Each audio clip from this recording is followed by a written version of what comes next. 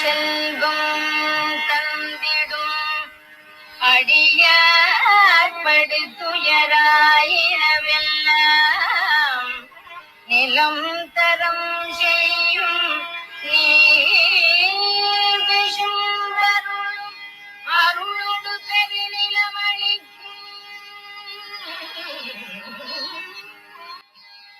இன்னைக்கு திருநாகை, நாகப்பட்டினத்துல இருக்கிற பெருமாள் குறித்த பாடல்கள். இந்த பாடல் வரும்போது கொஞ்சம் தலைவியினுடைய சாயல், பரகால நாயகி உள்ள வராங்க. என்ன சிச்சுவேஷன் அப்படின்னா, இறைவனை பார்த்து இறைவன் மேல் இறைவனை தலைவன் வச்சுக்கிறோம், தலைவன் மேல தலைவிக்கு மையல் ஏற்பட்டு விட்டது, ஆசை பிறந்து விட்டது. இறைவன் அவன் எதுவும் வாக்குலாம் கொடுக்கல, ஆனா கண்ணால சம்மதம் தெரிவிச்சிருக்கான். தலைவன் ஓரக்கண்ணால பாக்குறான், அந்த பார்வையிலிருந்தே பொருளை எடுத்துக்கொண்டு தலைவி முழுமையாக தலைவன்கிட்ட மயங்கிட்டா. தான் மயங்கினதை யார்கிட்டயாவது சொல்லணும் இல்லையா? ஆகவே தன்னுடைய தோழிட்ட சொல்றா, நான் இவரை பார்த்தேன், அவர் இப்படிப்பட்ட ஆளு அப்படிப்பட்ட ஆளு, எங்க ஆளு வீராதி வீரன் சூராதி சூரன், அழகுல அப்படி இப்படின்னு வர்ணிக்கிறான். அதுதான் இந்த 10 பாடல்களும். தலைவி தலைவனை குறித்து தோழியிடம் சொல்லுதல், புலம்பல்லாம் கிடையாது, நல்ல புகழ்ந்து சொல்லுவதுதான். அப்படி புகழ்ந்து சொல்வதற்கு திருநாகையில் இருக்கும் இறைவனை தலைவனாக்குறாரு திருமங்கை ஆழ்வார். இந்த திருநாகையில் இருக்கிற இறைவனுக்கு அது யாரை கேட்டாலும் சொல்லிடுவாங்க சௌந்தரராஜ பெருமாள் கோயில் அப்படின்னு. ஆச்சரியம் என்னன்னா, அது உற்சவருடைய பெயர். மூலவர் நீலமேக பெருமாள், நின்ற கோலத்துல ரொம்ப அழகா இருப்பாரு நீலமேக பெருமாள். இவர் உற்சவராக இருப்பவர் சௌந்தரராஜ பெருமாள். இந்த சௌந்தரராஜன் தான் சௌந்தர்ய ராஜன் அப்படின்னு வடமொழியில வர்றது, சௌந்தரராஜன் தமிழ்ல அப்படி கொஞ்சம் தமிழ் படுத்திட்டாங்க அந்த வடமொழிய. சௌந்தர்யம் என்றால் அழகு மிகுந்த, அதாவது சௌந்தர்யம் என்றால் விரும்பத்தக்க அழகு. இந்த செயற்கை அழகோ அல்லது என்ன சொல்றது, காமத்தை தூண்டும் அழகோ கிடையாது, விரும்பத்தக்க அழகு. இப்ப ஒரு கவர்ச்சி நடிகையும் அழகுன்னு தான் நம்ம சொல்றோம், செம்ம அழகா இருக்காங்கப்பா அப்படின்னு சொல்றோம். ஒரு இயற்கை காட்சி, காலையில சூரியன் உதிக்கிறதையும் பார்த்து செம்ம அழகா இருக்கு இல்லைன்னு சொல்றோம். அப்ப ரெண்டும் ஒன்னா அப்படின்னா இல்ல. முதல் அழகு நமக்கு ஒரு உணர்வை தூண்டக்கூடியது, உடல் உணர்வை தூண்டக்கூடியது. ஆனால் இப்போ ரெண்டாவதா நம்ம ஒரு சூரியன் உதிக்கிற காட்சி ஒரு அழகு அப்படின்னு சொல்றோம் அப்படின்னா, அந்த அழகு எதை தூண்டுகிறது? நமக்குள்ள ஒரு நிறைவை, ஒரு மகிழ்ச்சியை தூண்டுகிறது. அப்படிப்பட்ட ஒரு அழகு, அதான் சௌந்தர்யம் என்று சொல்வது. சோ சௌந்தர்யம் என்றால் அவ்வளவு மகிழ்ச்சியை தரக்கூடிய, நிறைவை தரக்கூடிய அழகு. அப்படிப்பட்ட அழகுடைய அரசன் அவன். அவனைதான் இவ பார்த்திருக்கா தலைவி. பார்த்துட்டு என்ன சொல்றா, பொன் இவர் மேனி, அவர் உடம்பு தங்கம் மாதிரி இருக்கு, மரகதத்தின் பொங்கு இளஞ்சோதி, அதுதான் பொங்கி இளஞ்சோதின்னு வருது. மரகதம் பொங்குகிறதாம். மரகதம் பொங்குகிறதுன்னு என்ன அர்த்தம்? ஒளி வீசுகிறதுன்னு அர்த்தம். மரகதம் பொங்குதல் என்றால் ஒளி வீசுதல் அர்த்தம். அப்ப பால் பொங்குதுன்னு சொல்றோம், அப்ப என்ன ஆகுது? பால் பூரித்து வருகிறது.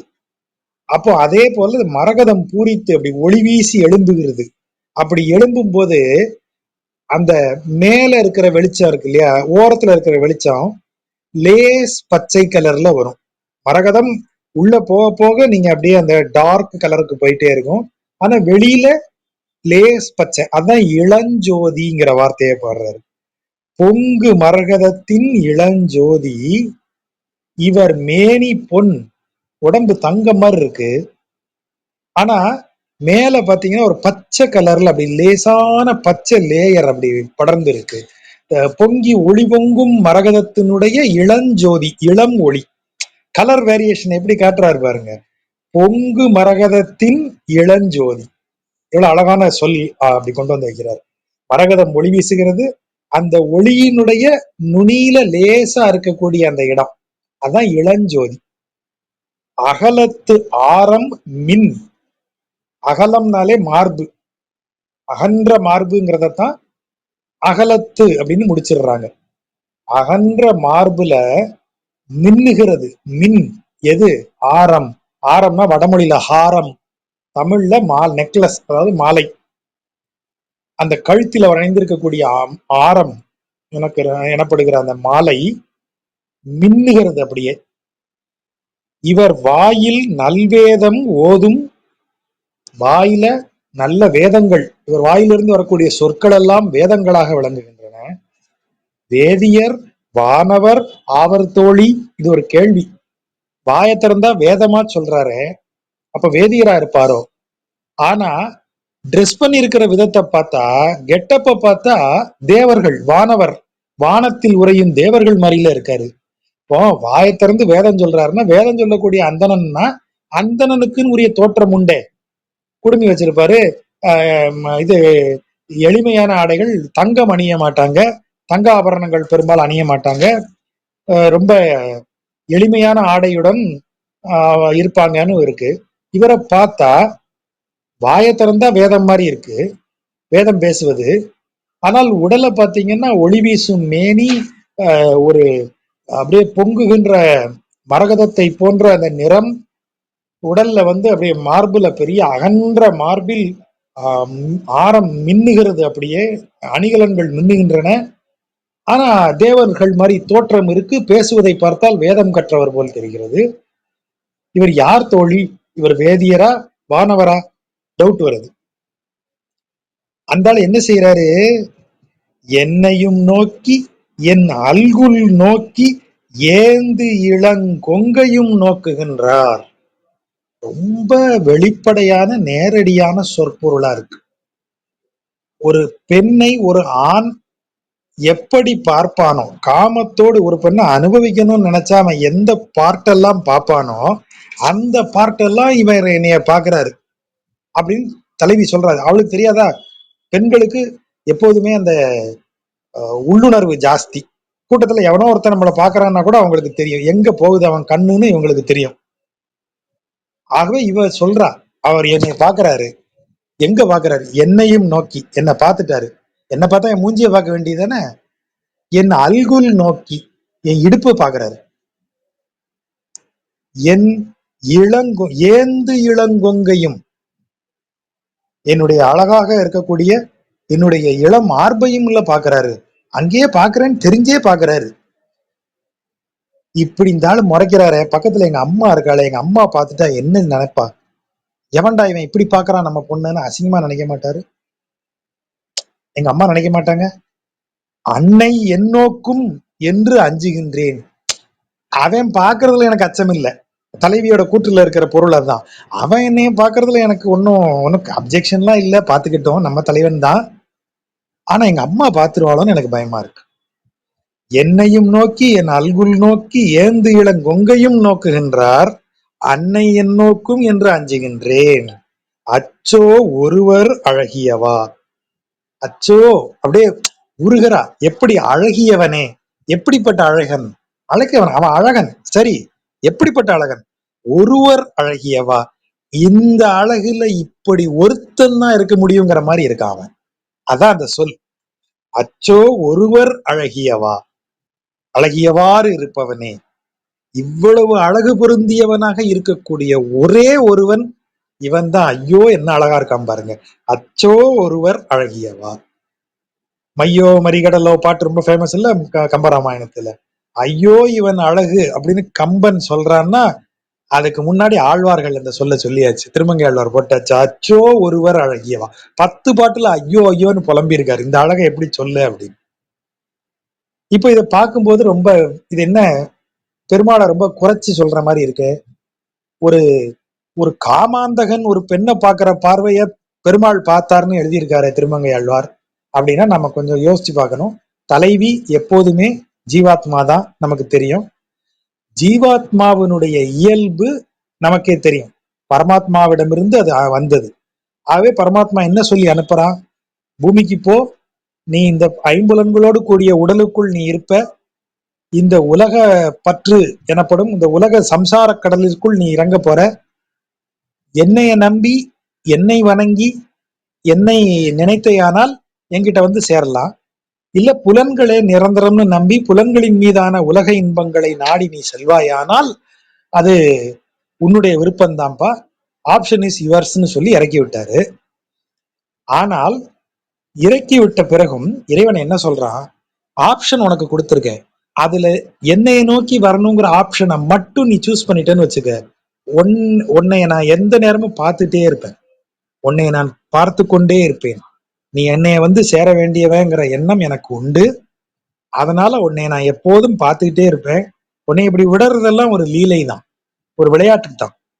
நீ என்னை என்றைக்கு வந்து சேருகிறாயா, என் பக்கம் திரும்புகிறாயா, என்னை நோக்கி வருகிறாயான்னு நான் பார்த்துக்கிட்டே தான் இருப்பேன். அதான் இறைவன் சொல்றது. நீதான் உலக இன்பத்துக்கு பயந்துகிட்டு ஓரக்கண்ணால என்னைய பாக்குறது, அப்புறம் உலக இன்பத்திட்ட ஓடிடுறது, அப்புறம் உலக இன்பத்துக்கு நடுவுல இருந்துகிட்டு மெல்ல ஓரக்கண்ணால எட்டி பாக்குறது.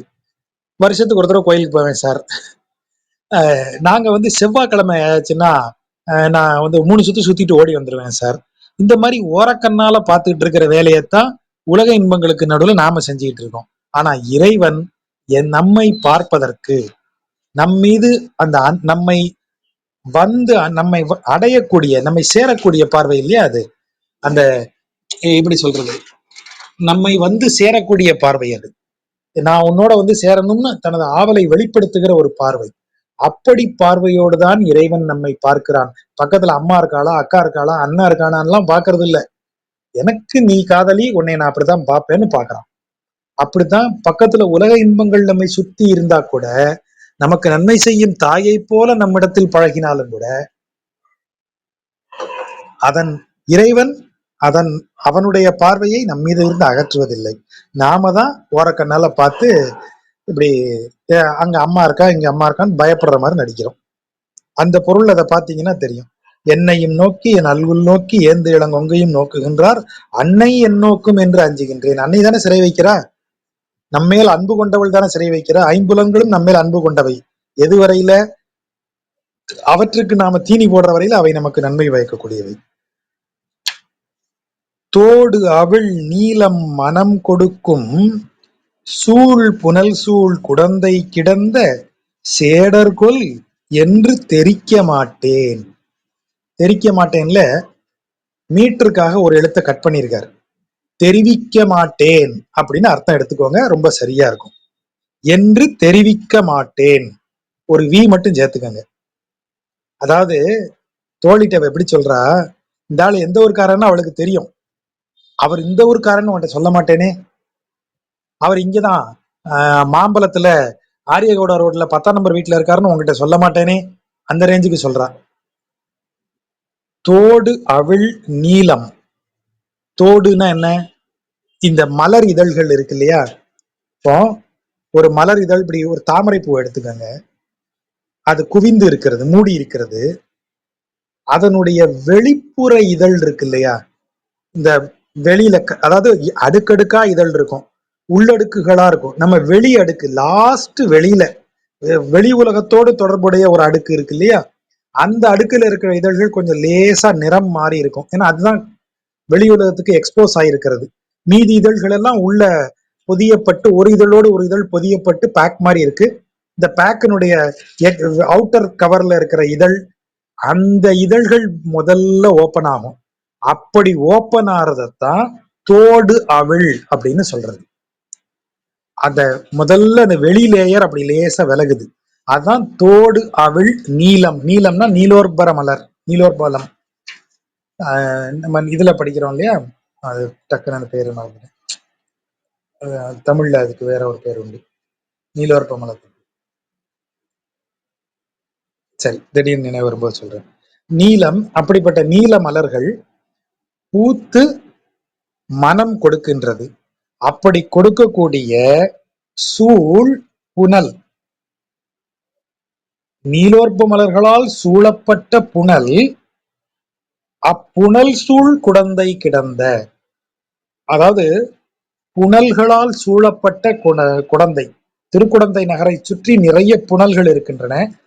அந்த புனல்களை எல்லாம் சூழ்ந்து எது இருக்கிறது, நீலோர்ப மலர் இருக்கிறது. நீலோற்ப மலர்களால் சூழப்பட்ட குளங்களால் சூழப்பட்ட திருக்குழந்தை. அதனாலதான் 2 சூழ் வருது. நீலம் சூழ் புனல் சூழ் குடந்தை, அப்படி பொருள். அந்த நீலம் எப்படிப்பட்டது? தோடு அவள் மனம் கொடுக்கும் நீலம். அந்த இதழ்கள் லேசாக விரிந்து பூப்பதற்கு முன்னால், மலர்வதற்கு முந்தைய நிலையில் அந்த வெளி இதழ் விரியும் போது ஏற்படக்கூடிய நறுமணம் எங்கும் சூழ்ந்திருக்கக்கூடிய புனல்களால் சூழப்பட்டிருக்கிற திருக்குடந்தையில் கிடந்த பள்ளி கொண்டிருக்கிற சேடர். சேடர் அப்படிங்கிற வார்த்தை மரியாதை கருதி சேடர்னு போடப்படுகிறது. அதுக்கு சரியான வார்த்தை சொன்னா நீங்க கண்டுபிடிச்சிருவீங்க. சேடன், அதான் பொருள். ஆதிசேஷன், அதான் ஆதிசேடன். ஆதிசேடன் தமிழ் எழுதுறோம் இல்லையா? சேடன்னா என்ன அர்த்தம்? கட்டிளம் காளை அப்படின்னு தமிழ்ல சொல்றதுக்கு சேடன் அப்படின்னு பொருள் சொல்லலாம். சேடன் என்பவன் இளமை பொருந்தியவன். எப்படிப்பட்ட இளமை என்றால் வெறும் வயதால் வரும் இளமை அல்ல, இளமையும் இளமைக்கே உரிய உடல் தினவும் கொண்டிருப்பவன் தான் சேடன். அப்படிப்பட்ட சேடன் எங்க இருக்கான்? அந்த மொட்டு அவிழ்ந்த மலர், நீல மலர்கள் எல்லாம் சூழ்ந்து இருக்கின்ற திருக்குடந்தையில் இருக்கிறான். சேடன் கொல், சேடன் தானோ என்று தெரிவிக்க மாட்டேன். அவன் தான் நான் உனக்கு சொல்ல மாட்டேன், அவன் கிடையாதான் அப்படின்றான். எங்க அப்பா குதிரைக்குள்ள இல்லைங்கிற கதை. செஞ்சுடர் ஆழியும் சங்கும் ஏந்தி பாடக மெல் அடியார் வணங்க பல்மணி முத்தொடு இலங்கு சோதி ஆடகம் பூண்டு ஒரு 4 தோளும். அப்படி அதை எப்படி வாசிக்கணும்? பல்மணி முத்தோடு இலங்கு சோதி ஒரு 4 தோளும் ஆடகம் பூண்டு செஞ்சுடர் ஆழியும் சங்கும் ஏந்தி பல்மணி முத்தோடு இலங்கு சோதி பாடகமெல் அடியார் வணங்க ஒருவர் அழகியவா அச்சோ. எப்படி இருக்காரு பாருங்க அவரு. சிவந்த நிறத்தில் சுடர் வீசும் ஆழி, சுதர்சன சக்கரம், இந்த கையில சங்கு ரெண்டையும் ஏந்தி பாடக மெல் அடியார். பாடகம் அப்படின்னா பாத கடகம் அப்படின்னு தமிழ்ல சொல்லப்படுவதுதான் பாடகம் என்று சொல்லப்படுகிறது. இது ஹாடகம்ங்கிற வடமொழி சொல்லிலிருந்து தமிழுக்கு வந்த சொல். பாத கடகம், அதாவது கொலுசுன்னு நம்ம இப்ப சொல்றோம் இல்லையா, அதுதான் பாத கடகம். அந்த கொலுசுலயே பட்ட கொலுசு, பெரிய கொலுசா இருக்கக்கூடியது, அதுதான் பாடகம். பாடக மெல் அடியார், காலில் கொலுசு அணிந்த மெல்லடி வைப்பவர்கள் யாரு? இளம்பெண்கள். அப்படிப்பட்ட பெண்கள் எல்லாம் வணங்கும்படியாக ஆள் எப்படி இருக்காரு? பல வகை மணிகள் முத்துக்களால் ஆன ஆபரணங்களை அணிந்து கொண்டு சுயமாக ஒளி வீசும் ஜோதியாக ஆடகம். ஆடகம்னா தங்கம். நமக்கு தங்கத்துல 4 வகை உண்டு. ஆடகம், சாம்புநதம், சாதரூபம், கிளிச்சிறைன்னு 4 வகை பொன் தமிழ் இலக்கணத்துல சொல்லுவாங்க. அதுக்கு ஒவ்வொன்றுக்கும் ஒரு கணக்கெல்லாம் வச்சிருக்காங்க. அது ரொம்ப சுவாரஸ்யமா இருக்கும். இப்ப ஆடகம்னு சொன்னீங்கன்னா அது ஆடக பசும்பொன்னேன்னு ஒரு வார்த்தை வரும். அப்ப ஆடகம்னாலே கொஞ்சம் பச்சை கலர் கலந்ததுன்னு நமக்கு தெரியும். அது என்ன நிறம், என்ன பச்சை தெரியுமா? புறாவோட கழுத்துல ஒரு நீல கலர் கலந்த பச்சை இருக்கும், நீல பச்சை. அது புறா கழுத்து போன்ற நிறம். அந்த நிறத்துல இருக்கிற தங்கம் தான் ஆடகம் என்று சொல்வது. அதுக்கு இப்ப எப்படி சொல்லுவாங்க தெரியுங்களே? தங்கத்தோட இண்டியம் அப்படிங்கிற உலோகத்தை கலந்தா அந்த மாதிரி கலர் வந்துடும். ஒரு பசுமை நீலப்பச்சை கலந்த தங்கம், அதுதான் ஆடகப்பொன். ஆடக பசும்பொன்னு சொல்றது புறா கழுத்தினுடைய நிறம். இந்த சாம்புநதம்னு சொன்னாலே தெரியும் நமக்கு. அந்த சாம்புநதம்னாலே நாவல் பழத்தை குறிக்கக்கூடியது அந்த சொல். சோ அந்த நிறமே நாவல் பழ நிறமா இருக்கும். தங்கம் தான், ஆனா அதோட நீங்க அலுமினியம் கலந்தா அந்த நிறம் வந்துடும், நாவல் பழ நிறம் ஆயிரும். அது நாவல் பழத்துல இருக்கிற ஒரு மின்னும் ஒளி. இன்னொன்னு இந்த சாதரூபம், அது சத்வரூபம் தான். சாதரூபம்னு எடுத்துக்கிட்டோம்னா வெண்மை நிறம், வெள்ளையா இருக்கும். அது நிக்கல், தங்கத்தோட நிக்கல் கலந்துட்டா அந்த வெண்மை நிறம் வந்துடும். வெள்ளை பொன், ஒயிட் கோல்டு நம்ம இப்ப போடுறோம், இப்போ கூட இருக்கே, இப்பவும் உண்டு ஒயிட் கோல்டு அப்படின்னு. நீங்க எல்லா ஃபேமஸான ஜுவல்லரியில எல்லாம் ஒயிட் கோல்டு வாங்கலாம். அது இதுதான் சாதகம். சாத ரூபம்ங்கிறது தான் அந்த ஒயிட் கோல்டு.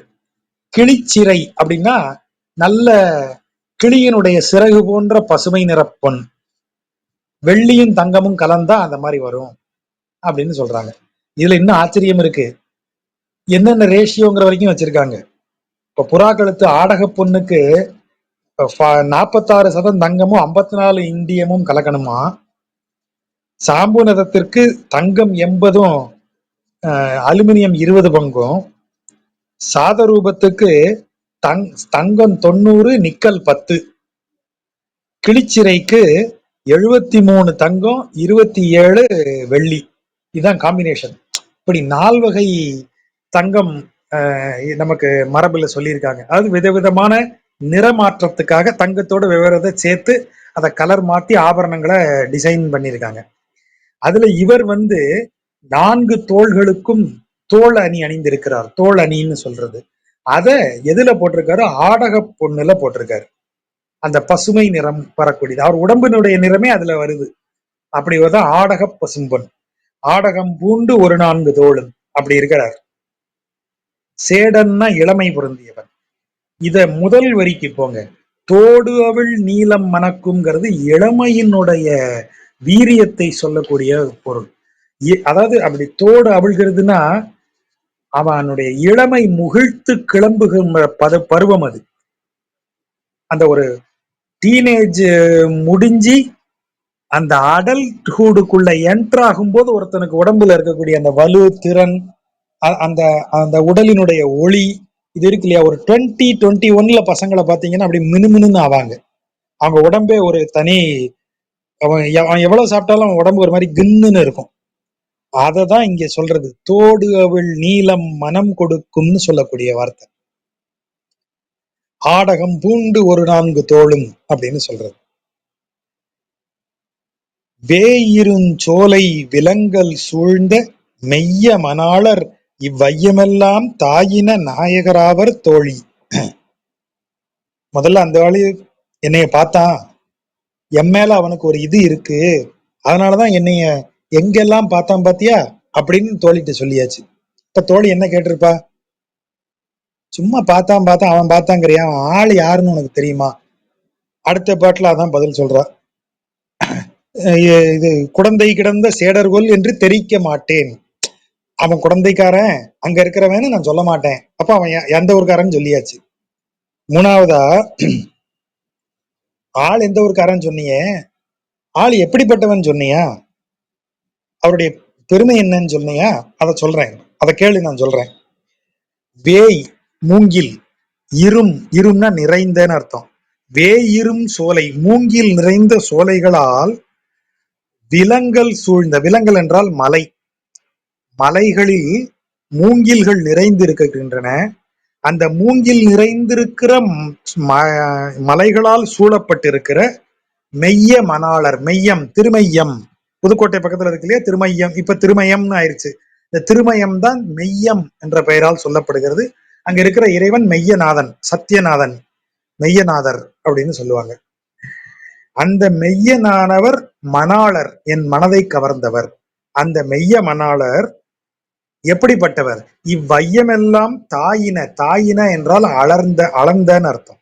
இந்த வையமெல்லாம் அளந்த நாயகர் அவர். அவர்தான் திருமையத்துல படுத்திருக்கிறார். எங்காலும் சாதாரண ஆள் இல்ல, திருமையத்துல படுத்திருக்கிறாரே அவர்தான். அவர் எப்படிப்பட்டவர்? இந்த உலகம் எல்லாவற்றையும் அளந்தவர், தலைவர், உலகத்திற்கெல்லாம் தலைவர், நாயகர் தோழி, அவர் தோழி, உலகத்தை அளந்த உலகத்தின் தலைவன் அவன் அப்படின்னு சொல்றார். தாமரை கண்கள் இருந்த ஆறு, தாமரை இருந்தவாறு, அதான் இருந்த ஆறுன்னு பிரியுது. இருந்த ஆறுனா தாமரை கண்கள்னா கண்கள் தாமரை போல் இருக்கின்றன, கண்கள் தாமரை போல் இருந்தவாறு அப்படின்னு அதை பொருள் எடுக்கணும். அவருடைய கண்கள் தாமரை பூ போல இருக்கு. அவனுக்கு பேரு அரவிந்தாட்சன் இல்லையா. அரவிந்தாட்சன்னா அரவிந்தம் போன்ற கண்கள் உடையவன், அதாவது தாமரை கண்ணன் அப்படிங்கிறது அரவிந்தாட்சன். சோ கண்கள் தாமரையை போல இருக்கின்றன. சேயிருங் குன்றம் திகழ்ந்தது ஒப்ப, சேய் என்றால் உயர்ந்தங்கிற பொருள் இங்க. அண்மை, சேய், அண்மைக்கு அண்மைனா பக்கம், சேய்னா தொலைவு. இந்த இடத்துல அடுத்த வரி என்ன? இருங்குன்றம், இருனா பரந்த, நம்ம சொன்னோம் இரு நிலம்னு சொன்னோம். அத மாதிரி இது இருங்குன்றம் அப்படின்னா நன்கு பெரிய மலை. அப்ப மலை வந்து மலையை சொல்லும் போது இந்த சேய்ங்கிறது தொலைவு கிடையாது, உயரத்தை குறிக்கும். மலைக்கு முன்னாடி சேயின்னு வந்தா அது மலையின் உயரத்தை குறிக்கக்கூடியதுன்னு அர்த்தம். அப்ப நீளம் கிடையாது. இப்ப நம்ம இப்படித்தானே சொல்றோம், ஆஹ் இது வந்து தரைமட்டத்திலிருந்து 3.5 கிலோமீட்டர் தூரத்துல இது இருக்கிறது, ஊட்டி இருக்கிறது அப்படின்னு சொல்லும்போது என்ன அர்த்தம்? அந்த 3.5 கிலோமீட்டரும் நீளமாக சொல்லப்பட்டாலும் கூட அது மேலே ஏறுற உயரம் இல்லையா? கடல் மட்டத்திலிருந்து 3000 அடி உயரத்தில் இருக்கிறது. அப்ப இந்த 3000 அடிங்கிறது நீட்டல் அளவை தான். ஆனா மலைக்கு சொல்லும் போது அது உயரத்தின் அளவை குறிப்பதாகிறது. அதேதான் இங்க சேய் என்பது நீட்டல் கூறிய தொலைவுங்கிறதுக்கான வார்த்தை. ஆனா அத மலைக்கு சொல்லும் போது உயரத்திற்கான அளவீடாக நம்ம பொருள் கொள்ளணும். சேய் இருங்குன்றம், நன்கு உயர்ந்த பெரிய மலை மாதிரி மலை இருந்தது ஒப்ப, அந்த மலையை போல செவ்வியாகி மலர்ந்த சோதி, அந்த மலை அழகு பொருந்தி அமைந்திருந்தால் எப்படி இருக்குமோ அப்படி ஒளி வீசி கொண்டிருக்கிறான். செவ்விய ஆகி மலர்ந்த சோதி எப்படி இருக்கு? அழகிய மலை அப்படியே மலர்ந்து விளங்கி ஒளி வீசி கொண்டிருப்பது போல எங்கால இருக்கான். அவனுக்கு 4 கரம்னு சொன்னேனே, இல்ல, அவனுக்கு 1000 கரங்கள், 1000 தோளோடு இலங்கு பூணும். ஏன்னா சோதின்னு சொல்லியாச்சு, அப்போ ஒளி இலங்குகிறது. அந்த இலங்கு பூணும், ஒளி இலங்கி, அந்த பூணும் என்றால் அணிந்திருக்கும் 1000 தோள்கள் அப்படியே அவனுக்கு விரிந்து இருக்கிறது. அந்த விரிந்திருக்கும் தோள்களில் ஒளி வீசி அதுவே ஒரு ஆபரணம் போல இருக்கு. அப்படிப்பட்ட அழகு அவன். அச்சோ ஒருவர் அழகியவா, வேயிருஞ்சோலை விலங்கல் சூழ்ந்த மெய்ய மணாளர் இவ்வையமெல்லாம் தாயின நாயகர் ஆவர் தோழி, தாமரை கண்கள் இருந்த ஆறு சேயிருங்குன்றம் திகழ்ந்தது ஒப்ப செவ்விய ஆகி மலர்ந்த சோதி 1000 தோளோடு இலங்கு பூணும் அச்சோ ஒருவர் அழகியவா. அப்படியே அழக வர்ணிச்சு தள்ளுறாரு.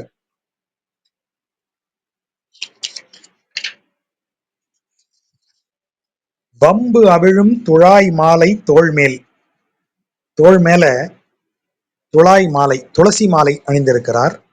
அந்த துளசி எப்படிப்பட்டதா இருக்கிறது? வம்பு அவிழும், அவிழும்னா அப்படியே அதுல இருந்து புறப்பட்டு அப்படி வெளியில போகுதுன்னு அர்த்தம். அது வரைக்கும் அதுக்குள்ள இருந்தது, இப்ப கட்ட விழுந்து வெளியே போகுது. வம்பு என்றால் நறுமணம். துளசியினுடைய நறுமணம் அப்படியே எங்கும் பரவுகிறது. அப்படிப்பட்ட நறுமணம் பரப்பும் துளசி மாலையை தோளின் மேல் அணிந்திருக்கிறார். கையென, கையென கையில் ஆழியும் சங்கும் ஏந்தி, கையில சங்கும் சக்கரமும் ஏந்தி இருக்கிறார். இப்படி கோலத்தோட நம்பர், நம்பர்னா நம்பத்தகுந்தவர்னு ஒரு பொருள். நம்முடைய பரர், அதாவது நமக்கு பரம் அளிக்கக்கூடியவர், நம்முடைய பரதெய்வம், நம்பரர், அதான் நம்பர். நாம் நம்புவதற்குரியவர், நம் நம்பிக்கைக்கு உரியவராகிய நம்ம ஆளு, அதான் அந்த தைரியம். இப்ப நம்ம ஆளுன்னு சொன்னா என்ன அர்த்தம்? நம்பலான்னு அர்த்தம். திடீர்னு ஒருத்தர் உள்ள வராரு, இது யாரு சார் அப்படின்னு, நம்ம ஆளுதான் சார், நீங்க பேசுங்க அப்படின்னு என்ன அர்த்தம்? நம்பிக்கைக்கு உகந்தவர், ஆகவே நீங்க சந்தேகப்பட வேண்டாம், நீங்க பேசுங்க, அப்படிதானே பொருள். அப்ப நம்பர் நம்மாள்னு சொன்னா அந்த நம்பிக்கைக்குரியவர். நம்பர் நம் இல்லம் புகுந்து நின்றார். இப்போ இது எதுக்கு நம்பருங்கிற வார்த்தை இங்க போடுறார்? தோழி கேட்கிறா, இவரு நீ சரி, நீ இன்னார்னு ஆளை சொல்லிட்ட, அவர் எப்பேற்பட்ட சிறப்பு வாய்ந்தவர்னு சொல்லிட்ட, எப்படி உனக்கு தெரியும்? அவர் நம்ம வீட்டுக்கு வந்து நின்று இருக்காரு. முன்ன பின்ன தெரியாதவன் திடீர்னு வீட்டுக்குள்ள வந்தா? அப்படி இல்ல, அவர் நம்பிக்கைக்கு உரியவர். முதல் தடவை வீட்டுக்குள்ள வந்துட்டாரு, வந்த உடனே எல்லாரும் யார் நீங்கன்னு பதட்டப்படணும்ல. இவரை பார்த்த உடனே தெரியுது இவர் நம்மாளுதான். ஆகவேதான் நம் இல்லம் புகுந்து நின்றார்னு சொல்றதுக்கு முன்னாடியே நம்பர் அப்படின்னு சொல்லி, அவர் வாசல்ல வரும்போதே நம்மால வரான்னு சொல்லியாச்சு. யாருக்கும் சந்தேகம் வராது, யாருக்கும் இது வராது இல்லையா, ஒரு ஐயம் வராது இல்ல. ஆகவேதான் நம்பர் முதல்ல போட்டுட்டு நம் இல்லம் புகுந்து நின்றார் நம்பர்னு சொல்லலாம்ல. அப்படி சொல்லல, நம்பர் நம் இல்லம் புகுந்து நின்றார். நம் இல்லம் நமது மனது, இறைவன் நம் மனதிற்குள் அர்ச்சாவதாரமாக, நீங்க கண்ணால பாக்குறீங்க இல்லையா அவன் அழக, அந்த அழகுதான் இங்க வர்ணிக்கப்படுகிறது. துளசி மாலை அணிந்திருக்கிறான், அதன் மனம் என் மூக்கிற்கு வருகிறது. கோயிலுக்கு போய் நீங்க நின்று பெருமாளை ஒரு நிமிடம் சும்மா பாருங்க. எந்த மனதுல எந்த ஸ்தோத்திரம் சொல்லணும், இந்த பாடலை சொல்லணும், அதெல்லாம் ஒண்ணுமே வேண்டாம். சும்மா நின்னு அவனை ஒரு நிமிடம் பாருங்க. கூட்டம் இல்லாத பெருமாள் கோயிலுக்கு போங்க, ஒரு நிமிடம் சும்மா அவனை நின்னு பாருங்க. துளசி மாலை அணிந்தவனை, ஒரு குமிழ் சிரிப்பு இருக்கும். அந்த மாலை துளசியின் வாசனை கமகமன்னு மூக்குல அடிச்சுக்கிட்டே இருக்கும். அவன் அந்த உருவம் அப்படியே மனதுல வந்து ஒட்டிடும். அதுதான் இங்க நடக்குது. உள்ள வந்து புகுந்துருவான், நம் மனதிற்குள் புகுந்து விடுவான். நின்னு சும்மா பாரியா அவனை, அவன் அப்படியே உள்ள வருவான். அதுதான் அவர் சொல்றாரு, அர்ச்சாவதாரமாக நீங்கள் அவனை கண்டீர்கள் என்றால் அவன் நம் மனதிற்குள் கண்கள் வழியாக நம்ம மனதுக்குள்ள புகுந்துருவான். வம்பு அவிழும் துழாய் மாலை தோள்மேல் கையென ஆழியும் சங்கும் ஏந்தி, இதுதானே நம்ம பாக்குற பெருமாள் வடிவம். நீங்க எந்த பெருமாள் கோயிலுக்கு போனீங்கன்னாலும் அவன் இப்படித்தானே இருப்பான். துளசி மாலை அணிந்து சங்கு சக்கரம் ஏந்தி தானே நிக்கிறான். நம்பர், நம்பிக்கைக்குரியவர், நம் இல்லம் யாது நம் மனம், நம் நெஞ்சத்திற்குள் அவர் புகுந்து நிற்பார். நாகரிகர், அந்த வார்த்தையை கவனிங்களேன், என்ன அழகான வார்த்தையை கொண்டு போடுற. நாகரிகர், ரொம்ப நாசுக்கு தெரிஞ்சவன், வெரி டீசென்ட் ஃபெல்லோ, ஜென்டில்மேன் அவன். நாகரிகர், அதாவது ஒரு பெண்ணினுடைய இயல்பான அன்பை பெறுவதற்கு, பெண்ணினுடைய மனதை கவர்வதற்கு நீங்க ஜென்டில்மேனா இருந்தாகணும். அந்த ஒரு பொண்ணை பார்த்து நீங்க சொல்லி விடுறீங்கன்னா கூட பேனு போய் சொல்லி விட்டுட்டு நிக்க கூடாது. அந்த அந்த பெண்கிட்ட நீங்க பழகிற விதத்துல அந்த நாசூக்குல அந்த பொண்ணா உங்கள்கிட்ட பேசணும். ரொம்ப டீசென்டான பையன் தெரியுமா, அப்படிதான் பெண்கள் திரும்ப பேச வருவாங்க. பெண்களுக்கு அந்த நாசூக்கு ரொம்ப முக்கியம். அந்த நாசூக்கு நிறைந்தவன் அவனுக்கு தெரியாத வித்தையா. நாகரிகர், அப்புறம் தன்னை ரொம்ப இளைஞனாவே காமிச்சிப்பார். பெரிதும் இளையர், என்ன அந்த அந்த ஆண் வந்து he is such a boy. அவன் அந்த அந்த இளம் பையன்களுக்கே உரியது, அதை அவன் காமிப்பான். நீங்க ஒரு 22 23 வயசு பையனை உங்களுக்கு வந்து, இல்ல சார் அத்வைத வேதாந்தத்தின் அடிப்படையிலன்னு ஒரு இளம்பெண்கிட்ட போய் ஒரு ஒரு ஃபங்க்ஷன், ஒரு இளம்பெண் இருக்கா, ஒரு 20 வயசு பொண்ணு இருக்கா, ஒரு 22 வயசு பையன் பார்க்க அழகா இருக்கான், எல்லாருக்கும் அவனை பார்த்தாலே அழகா இருக்கானேன்னு பிடிச்சிருக்கு. இந்த பொண்ணு அவன்கிட்ட பேச ஆரம்பிக்கும் போது இவன் வந்து, நீங்க என்ன படிச்சிருக்கீங்க? நான் இது மாதிரி பிஇ படிச்சுட்டு இருக்கேன். நீங்க வெண்முரசு வாசிச்சிருக்கீங்களா? குறிப்பா நீலம்ல பாத்தீங்கன்னா அந்த அத்தியாயத்துல அப்படின்னு ஆரம்பிச்சா அந்த பொண்ணு என்ன ஆகும், கொஞ்சம் யோசிக்கும். இது இது என்ன என்ன என்ன அப்படின்னு கொஞ்சம் பதறும் அந்த பொண்ணு. அது இல்லைன்னா கூட நீங்க பிரபந்த இதெல்லாம் படிச்சீங்கன்னா நல்லா இருக்கும். அப்படி இல்லைன்னா கூட நீங்க ஸ்ரீபாஷ்ய விளக்க உரை என்ன ஆகும் அந்த பொண்ணு. அப்ப அந்த இடத்துல ஒரு 23 வயசு பையன் ஒரு பயங்கரமான மெச்சூரிட்டி, ஒரு 50 வயசு ஆளு பேச வேண்டிய டைலாக் எல்லாம் 40 வயசு ஆளு பேச வேண்டிய டைலாக் எல்லாம் பேசினான்னு வைங்க, திகிலாயிருவாங்க. ஆனா நம்மால் என்ன செய்வான் தெரியும்ல, அங்க ரொம்ப யூத்தா இருப்பான், பெரிதும் இளையன். அங்க போய் உட்காந்து இவர் வந்து, நீங்க அந்த கொரியன் பாப் அதை கேட்டிருக்கீங்களா? நீங்க அதுல இந்த கேபாப்ல அந்த சீரியஸ்ல நீங்க எந்த ஆர்மியில இருக்கீங்க, யார் ஆர்மியில இருக்கீங்க, இந்த ரேஞ்சுக்கு அவர் டாக்கு போடுவார். பொண்ணுங்கள்லாம் அப்படியே மடங்கி உட்காந்துரும். நாகரிகர், பெரிதும் இளையர், செம்பவளம் இவர் வாயின் வண்ணம். அடுத்த வரிய கவனிங்க. அவன் பேசினான்னு அவன் வாயை பார்த்துக்கிட்டே இருக்கலாம். வாயை பார்த்துட்டே பாரு, பவளம் மாதிரி இருக்கான் வாய். ஒரு பொண்ணு எப்படியெல்லாம் பார்ப்பாங்கிறத இவன் இந்த ஆள் எப்படி எழுதினாருன்னு தெரியல. பேசுறான். இப்ப நீங்க ஒரு காட்சியா கற்பனை பண்ணுங்க. சினிமால அழகான ஷாட் இதை வைக்கலாம். இது நிறைய படங்கள்ல கூட நீங்க பார்த்திருப்பீங்க. இதை வந்து பெரும்பாலும் பெண்களுக்கு மாத்திடுவாங்க. ஹீரோவை தான் அப்படி வேன்னு வாயை பிளந்துட்டு பார்ப்பான். அந்த பொண்ணு பேசுவா, அவ பேசுறது திடீர்னு அவ வாய்ஸ் கட் ஆகி மியூட் ஆயிரும். அவ உதடு மட்டும் அப்படி ஃபோக்கஸ் ஆகும். அது அந்த உதடை மட்டும் அவன் பார்த்துட்டே இருப்பான், அசைகிற உதட. அதுதான் காட்சி. அதே காட்சியை இங்க வந்து பெருமாளுக்கு வைக்கிறார். நாகரிகர், பெரிதும் இளையர், செம்பவளம் இவர் வாயின் வண்ணம். அவ்வளவு நாகரிகமான ஆளு, ரொம்ப அப்படி நாசூக்கா பேசுவாரு, ரொம்ப யூத்தா பேசுவாரு. அப்படியே ஒரு பேச்சை கேட்டே உட்காந்துருந்தோம்னா அப்படி பார்த்துட்டே இருந்தோமா அவர் உதடு அவ்வளவு சிவப்பா இருக்கு அப்படின்னு பதியும். தேவர், அப்படியே ஒரு தேவன் மாதிரி இருப்பாரு, வானிலிருந்து இறங்கி வந்த தேவன் மாதிரி இருப்பாரு. இவரது உருவம் சொல்லில், அவரது உருவத்தை சொல்றதா இருந்தால் பவள திரளேயும் ஒப்பர். அப்படின்னா அழகிய, பவளம், பவளம், பவள திரள், பவளத்தை எல்லாம் திரட்டி ஒரு உருவம் செய்தா எவ்வளவு அழகா இருக்குமோ அப்படிப்பட்ட அழகுடையவரா இருப்பார் அவர். உருவம் சொல்லி அம்பவள திரளேயும் ஒப்பர், அதை ஒத்தவர். அச்சோ ஒருவர் அழகியவா, ஆகா என்ன அழகியா இவன், இவனை இந்த அழகுக்கு இணை வேற யாரு இருக்கா அப்படின்னு அவர் சொல்றது. கோழியும் கூடலும் கோயில் கொண்ட கோவலரே ஒப்பர். இப்ப நான் இந்த பாட்டை வாசிக்கும் போது ஒரு இடத்துல நிறுத்துறேன் இல்லையா, அது வரைக்குமாக ஒரு பொருள் எடுக்கணும். அதனாலதான் அங்க ஒரு கோடு வேணாலும் போட்டு வச்சுக்கோங்க. கோழியும் கூடலும் கோயில் கொண்ட, அங்க நிறுத்தினா அது பொருள் வராது. அது செய்யுள் அமைப்பிற்காக அப்படி எழுதி இருக்கிறது. அது முழு வரியா பொருள் எடுக்கணும்னா இப்படி வாசிக்கணும். இப்போ இந்த 4வது பாட்டுல புல் வரி எப்படி இருக்கும்? வம்புகளும் துளாய் மாலை தோள்மேல், கமா, கையன ஆழியும் சங்கும் ஏந்தி, கமா, நம்பர் நம் இல்லம் புகுந்து நின்றார். இப்ப அது ஒரு ஸ்டேட்மெண்டா வாசிக்க பொருள் கொடுக்குது. அதே மாதிரி இந்த 5வது பாட்டுக்கு வந்தீங்கன்னா மேல பிரிச்சு கொடுத்து அந்த ஒரே வரியிலேயே அந்த ஒரு ஒரு சென்டென்ஸ் ஆக்காம 1.5 வரி ஆக்கியிருக்காரு. கோழியும் கூடலும் கோயில் கொண்ட கோவலரே ஒப்பர். ஒப்பர் என்றால் அதை ஒத்து இருப்பவர். கோவலர் என்றால் மன்னன் அர்த்தம். மாடு மேய்க்கிறவனும் கோவலன் என்ற பொருள் உண்டு. கோவலன் அரசனாக வீற்றிருப்பவன். எங்க? கோழியூர் அப்படிங்கிறது சோழர்களது முதல் தலைநகரமாகிய உறையூரை குறிப்பது. உறையூருக்கு பண்டைய பெயர் கோழியூர். கல்வெட்டுக்கள்ல சோழ மன்னனை கோழிவேந்தன் அப்படின்னு குறிச்சிருப்பாங்க. கோழிவேந்தன், கோழி நம்ம கோழிதான். இந்த கோழிவேந்தன்கிறது சோழர்களுக்குரிய பட்ட பெயர். உறையூர் சோழர்களின் தலைநகரமாக விளங்கியது. அதனுடைய பெயர் கோழியூர். ஆகவே கோழியும் கூடல், கூடல் என்றால் நான்மாடக்கூடல், நான்மாடக்கூடல் என்பது மதுரை.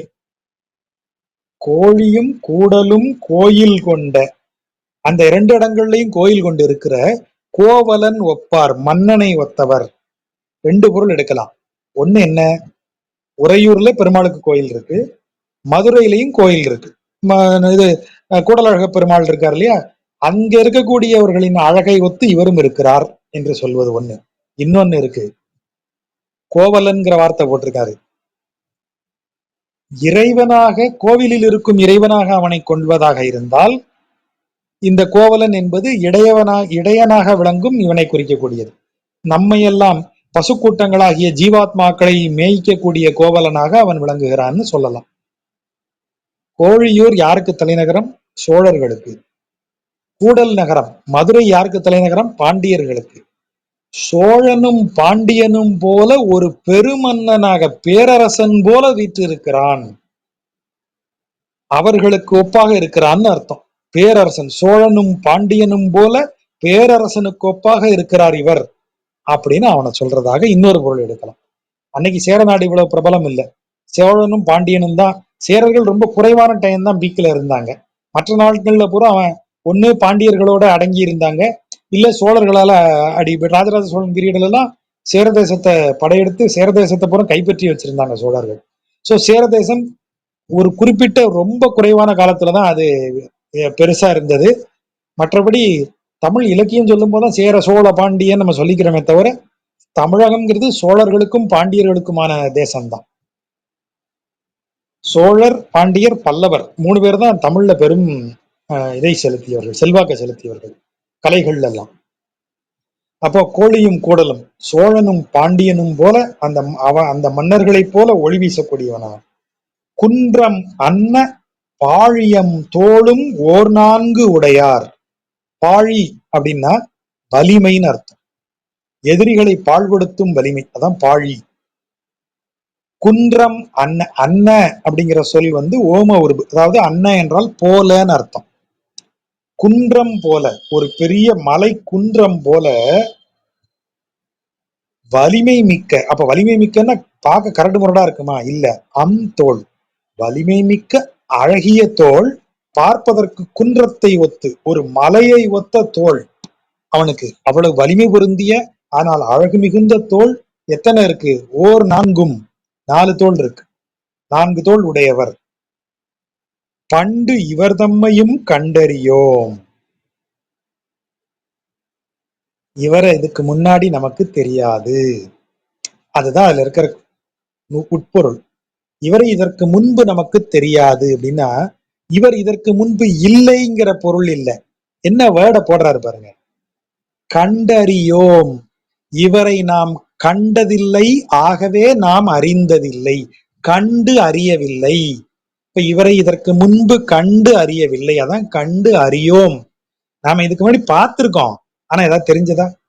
இப்ப பிரபந்தம் வாசிக்கும் போது, பிரபந்தம் வாசித்த பிறகு நீங்க பெருமாளை பார்க்கும்போது நமக்கு அவர் ரொம்ப அணுக்கமாகவும் ரொம்ப நம்ம மனதுக்கு நெருங்கியவராகவும் தெரிகிறாரு.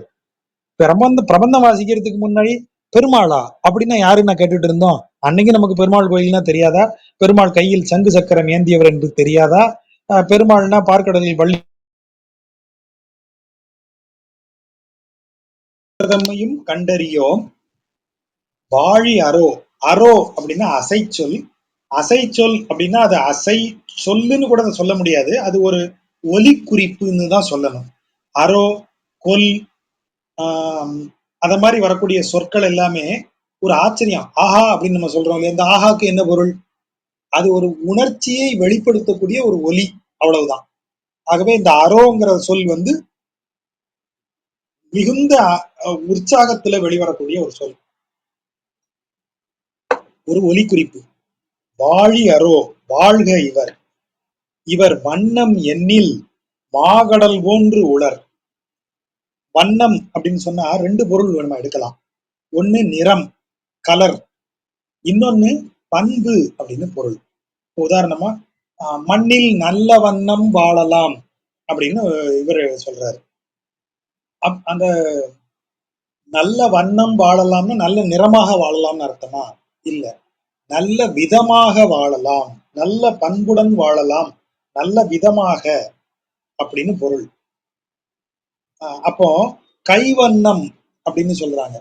இவருக்கு கம்பன் சொல்றானே, அவன் கைவண்ணம் இங்கு கண்டேன் அப்படின்னு, அவன் கையோட கலரை பார்த்தேன்னு நான் சொல்றாரு. அவன் கையிலிருந்து வெளிப்படும் திறமை, அவனுடைய பண்பு. திறமை என்பது ஒருவருடைய பண்பு, த குவாலிட்டி, அது தெரிகிறது. அவன் கையில எவ்வளவு வித்தை வச்சிருக்கான், எவ்வளவு வீரன்னு கையில காட்டுறான் அப்படின்னு சொல்றது. கால் வண்ணம் அங்கு கண்டேன், கை வண்ணம் இங்கு கண்டேன்னு சொல்றாரு இல்லையா? அப்ப அதெல்லாம் பண்பை குறிக்கக்கூடியது.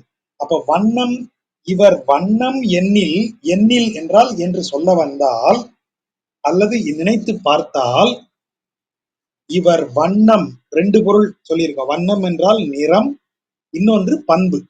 இவர் வண்ணம் எண்ணில் ரெண்டு பொருளும் எடுத்து பார்ப்போம். இவர் நிறத்தை பத்தி நினைச்சு பார்த்தா மாகடல் போன்று உளர்.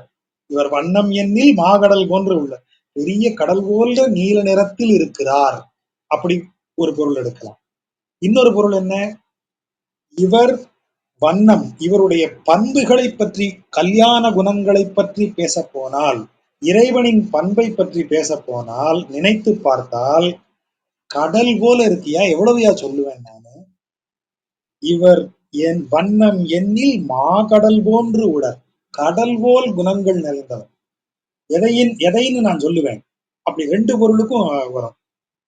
கையில் வெய்ய ஆழி ஒன்று ஏந்தி ஓர் சங்கு பற்றி எப்படி நிற்கிறார். வெய்ய, வெய்ய என்றால் நன்கு சுடக்கூடிய, அதாவது சக்கரம் சுத்துறதால ஏற்படுற வெப்பம் அதுல இருக்கு. அப்படிப்பட்ட வெய்ய ஆழி, சுடும் தணல் வீசும் அந்த ஆழியை கையில் ஏந்தி கொண்டு, இன்னொரு கையில சங்கையும் வைத்துக்கொண்டு அப்படி நிற்கக்கூடிய ஒரு அழகன் அவன். அவன் ஒருவன் தான் அப்படி இருக்க முடியும். ஒருவர் அழகியவா, அவ்வளவு அழகு இருக்கிறவன் அவன் ஒருத்தன் தான் இருக்க முடியும். என் தலைவனுக்குத்தான் அவ்வளவு அழகுன்னு அவ சொல்றான். அச்சோ ஒருவர் அழகியவா, ஐயோ அவன் ஒருத்தன் தான் ஏன் அவ்வளவு அழகா இருப்பான். எவ்வளவு அழகா இருப்பான். கோழியும் கூடலும் கோயில் கொண்ட கோவலரே ஒப்பர், குன்றமன்ன பாழியம் தோளும் ஓர்நான்கு உடையர், பண்டு இவர் தம்மையும் கண்டறியோம் வாழி அரோ, இவர் வண்ணம் எண்ணில் மாகடல் போன்று உளர், கையில் வெய்ய ஆழி ஒன்று ஏந்தி ஓர் சங்கு பற்றி, அச்சோ ஒருவர் அழகியவா. அப்படி அவ்வளவு யுனிக்கா இருக்காருங்க. வெம்சின வேளம் மறுப்பூசித்த வேந்தர்கொல், வேந்தர் தானோ அப்படிங்கிற கேள்விதான் வேந்தர்கொல். நீங்க கம்பராமாயணம் வாசிச்சிருப்பீங்க தெரியும். என் கொல், கொல் கொல்லு வந்ததுன்னா அந்த இடத்துல கேள்வின்னு அர்த்தம். அதை எனக்கு டவுட்ஃபுல்லா இருக்கு, அவன் தானோ அப்படின்னு அந்த ஒரு டவுட்ஃபுல்லா கேட்கறது இருக்கு இல்லையா, அது மாதிரி 80% அவன் மாதிரி தான் இருக்கு, ஒரு 20% டவுட்டா இருக்கு அப்படின்னா கொல்ங்கிற வார்த்தையை உள்ள போட்டுருங்க. ஆல்மோஸ்ட் 80% அது சரியா தான் இருக்கும்னு அர்த்தம். வெம்சின வேளம், கடும் கோபமுடைய யானை, மறுப்பு ஒசித்த, அதனுடைய தந்தத்தை உடைத்த, வேந்தர்கொல், அரசன் இவன்தானோ, குவலய பீடத்தை கிருஷ்ணன் இது பண்ணார் இல்லையா, அடக்குனார் இல்லையா, கொம்பை உடைத்து, அந்த சீனை சொல்றாரு. அவன்தான் இவனோ, ஏந்திழையார் மனத்தை தஞ்சு உடையாளர்கள். இது அப்படியே கம்பராமாயணம் வாசிக்கிற ஃபீல் வருதா? நான் இந்த பாடல்களை வாசிக்கும் போதெல்லாம் எனக்கு கம்பராமாயணம் ஏன்னா கம்பன் தான் அப்பப்ப இன்டராக்டிவா பேசுவான். இவன் தானோ, அவனோ கொல், இவனோ கொல் அப்படின்னு நம்மளோட வாசகனோட அவர் ஒரு டிஸ்கஸ் பண்ணுவார், அவர் ஒரு இன்டராக்ஷன் வைப்பாரு. அந்த ஸ்டைல்ல வர பாட்டு. வெம்சின வேளம் மறுப்பொசித்த வேந்தர்கொல், ஏந்திழையார் மனத்தை தஞ்சு உடையாளர்கள். ஏந்து இழையார், அழகிய இழை. ஏந்து இழைனா நகைகள், நகைகளை குறிக்கும். நகைகளை அணிந்தவர் அப்படின்னா யாரு, இளம் பெண்கள். அவர்களது மனதை தஞ்சமாக கொண்டவன். அப்போ தஞ்சம் உடையான், அவற்றில் தஞ்சம் புகுந்தான்னு சொல்லணும்ல, கிடையாது. இவன் உள்ள வந்தான்னா இவன் உடைமையாளன் ஆயிடுவான். ஆகவேதான் தஞ்சம் உடையாளர்ங்கிற வார்த்தை வருது. தஞ்சு உடையாளர், தஞ்சுங்கிறது தஞ்சம். தஞ்சம் புகுந்தா, அதாவது இந்த இடத்துல அவன் உள்ள நுழைஞ்சா, நம்ம நினைப்போம் இறைவனை நம்ம மனதுக்குள்ள நாம தான் அனுமதிக்கிறதா நாம நினைப்போம். இப்ப தஞ்சம்னா என்ன, ஒருத்தன் நம்மள்ட்ட வந்து நிக்கிறான், ஐயா நீங்க தான் காப்பாத்தணும்னு, சரி வாப்பா அப்படின்னு நான் அனுமதிச்சாதானே அவன் என்கிட்ட தஞ்சம் வரான். அப்போ ஒருத்தன் என்கிட்ட தஞ்சத்துக்கு வரான்னா நான் அனுமதிச்சுதானே அவன் வருவான். நாம நினைக்கிறோம் இறைவனை போய் வணங்குறோம், எவ்வளவு அழகா இருக்கான் அப்படியே கண்ணால பாக்குறோம், இவனை நான் மனசுல நினைச்சுக்கிறோம். நீ என்ன தலைகீழ நினைச்சாலும் அவன் உள்ள வராம மனசுக்குள்ள இறைவன் இருக்க போறது. ஆனா நம்முடைய குறைப்பட்ட அறிவு எப்படி நினைச்சுக்குது, நாம தான் இறைவனை நம்ம மனசுக்குள்ள கொண்டு வரோம் அப்படின்னு நினைச்சுக்கிறான், நாம அலோவ் பண்றோம். ஆகவேதான் தஞ்சம், இறைவன் வந்து என் நெஞ்சில தஞ்சம் அடைகிறாங்கிற நினைப்பு நமக்கு வரும். ஆனா அவன் உடைமையாளன். எந்த மனதிற்கு அவன் தஞ்சம் புகுந்தானோ அதற்கு உடைமையாளன் அவன். ஆகவே அந்த வார்த்தையை போடுறது, தஞ்சு உடையாளர். ஏந்து இலை யாரு, இந்த ஜீவாத்மாக்கள். உடலை அழகுபடுத்தி கொண்டு உலக இன்பத்தை அப்படி மொத்தமா தன்மேல் ஏற்றிக்கொண்டு திரியக்கூடிய இந்த ஜீவாத்மாக்களின் மனதை நுழைந்து அதை உடைமையாக்கி கொள்ளுகிறவனோ, யான் அறியேன், எனக்கு தெரியலையே.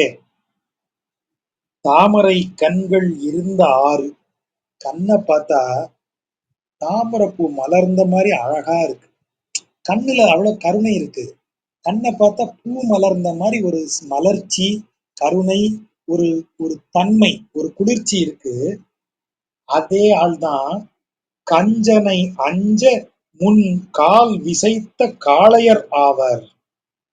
அவ்வளவு அழகான கருணையோடு கூடிய குளிர்ந்த தாமரைப்பூ போன்ற கண்களை உடைய இவன்தான் முன் முன்பு கிருஷ்ணாவதாரத்தின் போது கஞ்சனை அஞ்ச, கம்சன் அஞ்சி நடுங்கும்படி கால் விசைத்த, காலால உதைத்த காளையர் ஆவர், காளை போன்ற வீரம் மிக்கவன் ஆவான். கண் என்னமோ அப்படித்தான் இருக்கு, ஆனா செய்யற வேலையெல்லாம் பயங்கரமா இருக்கு. கண்டார் வணங்கும் அஞ்சனமா மலையேயும் ஒப்பர். அஞ்சனம் என்றால் கருப்பு, கண்மைக்கு அஞ்சனம்னு பேரு, கண்மை நிறம் கருப்பு. அஞ்சன மலை, கரிய நிற மலை போன்ற உருவம். ஆனா பார்த்தா பயப்படும்படியா இல்ல, பெரிய ஆள் மலை மாதிரி இருந்தானா பயந்தானா நமக்கு வரணும். ஆனா இவனை பார்த்தா அப்படி வரல, பார்த்த உடனே வணங்கணும் போல தோணுது. அதனாலதான் சௌந்தரிய ராஜன்கிற பேர் அப்படித்தான் வருது. கண்டவர் வணங்கும் அழகுடையவன், கண்டார் வணங்கும் அஞ்சன மலையேயும் ஒப்பார், அஞ்சன மாமலையையும் ஒப்பார். கருமை நிற பெரிய மலை, அது எப்படி இருக்கிறது என்றால் கண்டவர்களெல்லாம் கண்டவுடன் கையெடுத்து வணங்கும்படியாக விளங்குகிறது அப்படின்னு அவர் சொல்றாரு. அச்சோ ஒருவர் அழகியவார். அந்த அழக இவ்வளவையும் சொல்லியாச்சு, வெம்சின வேடம் மறுப்பொசித்த வேந்தர்கொல் ஏந்திழையார் மனத்தை தஞ்சு உடையாளர்கொல் யான் அறியேன் தாமரை கண்கள் இருந்தார் கஞ்சனை அஞ்ச முன் கால் விசைத்த காளையராவர் கண்டார் வணங்கும் அஞ்சன மாமலையேயும் ஒப்பர். இத்தனை வரியில அவன் அழக சொல்லியாச்சு, அவன் வீரத்தை சொல்லியாச்சு. இத்தனைக்கு மேலேயும் இன்னும் வர்ணிக்க முடியலையேங்கிற அவ்வளவு அழகு அவன்கிட்ட இருக்கு. அதனாலதான் அந்த வரி கடைசியா போடுறது. அச்சோ ஒருவர் அழகியவா. ஐயோ என்ன அழகா இருக்கான், இவன் ஒருத்தன் தான் அந்த அழகோட இருக்க முடியும். ஒருவர், அந்த வார்த்தை unique, the one and only, அந்த பொருள். பிணி அவிழ் தாமரை முட்டு அலர்த்தும் பேர் அருளாளர்கொல். இந்த வார்த்தை தமிழ்ல வந்து ஒரு சொல் பன்மொழி, ஒரு பொருட்பன்மொழின்னு உண்டு. ஒரு சொல் பல பல்பொருள், பல பொருள் தரக்கூடியது. ஒரு பல பொருட்களுக்கு ஒரு சொல் வரக்கூடியது. இப்படி ரெண்டுமே உண்டு. அதுதான் தமிழனுடைய ரொம்ப தமிழ் இலக்கியத்துக்குள்ள வரும்போது ஒரு சொல்லுக்கு வெவ்வேறு பொருள் உண்டுங்கிறது அது ரொம்ப இன்ட்ரெஸ்ட், ரொம்ப சுவையானதா ஆக்கிடும்.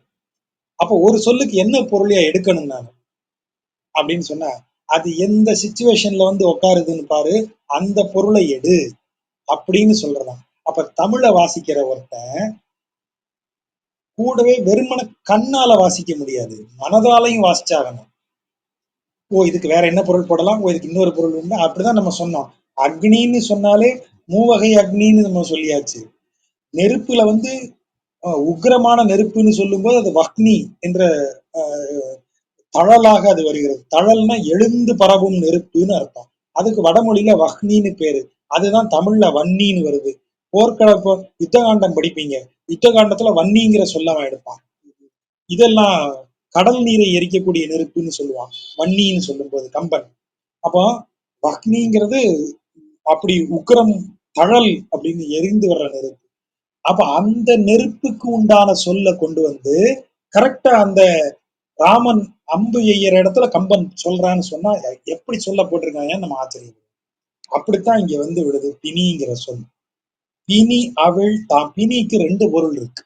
ஒண்ணு பிணினா நமக்கு அதிகமாக பொருள் பேசக்கூடிய வியாதி, நோய் என்கிற பொருள். பிணித்திருப்பது, கட்டி இருப்பதுன்னு பொருள். வேர்ச்சொல் கட்டி இருத்தல். பிணைத்தல், பிணை அப்படிங்கிறது தான் வேர்ச்சொல். பிணைத்தல்னா கட்டி இருத்தல். உடலை, உடலோடு ஒரு கிருமி வந்து நம்ம உடல் அப்படி கட்டி போட்டிருக்குன்னா அதுதான் பிணி. அப்ப அந்த பிணிங்கிறது வந்து கட்டு அப்படிங்கிறது நோய் நம் உடலை கட்டி இருக்கிறது. அப்ப அதனால பிணி என்று பெயர். தாமரை மலர், எந்த மலரும் மொட்டாக இருக்கும்போது அந்த மொட்டு ஏன் மலரல்ல? மொட்டு மலருதுன்னா என்ன அர்த்தம்? மொட்டின் இதழ்கள் விரிய வேண்டும். ஆனா இதழ் விரியாம இப்படி மூடி இருக்கே, அப்ப ஏதோ ஒண்ணு கட்டி இருக்கிறது, அந்த இதழ்களை பிணைத்து இருக்கிறது. ஆகவே பிணி அப்படின்னா கூம்பி இருக்கும் மொட்டு பருவத்தில் இருக்கக்கூடிய மலருக்கு பிணின்னு ஒரு சொல் எடுக்கலாம். நீங்க வேர்ச்சொல்லில இருந்து வந்தீங்கன்னா தான் இந்த சொல்ல எங்க கொண்டாந்து போடுறாருன்னு தெரியும். சரி, இவ்வளவு கஷ்டப்பட்டு ஏன்யா இப்படி ஒரு சொல்ல கொண்டாந்து இங்க போட்ட? பிணியவள் தாமரை மொட்டு அலர்த்தும். அலர்த்தும் என்றால் மலரச் செய்யும்.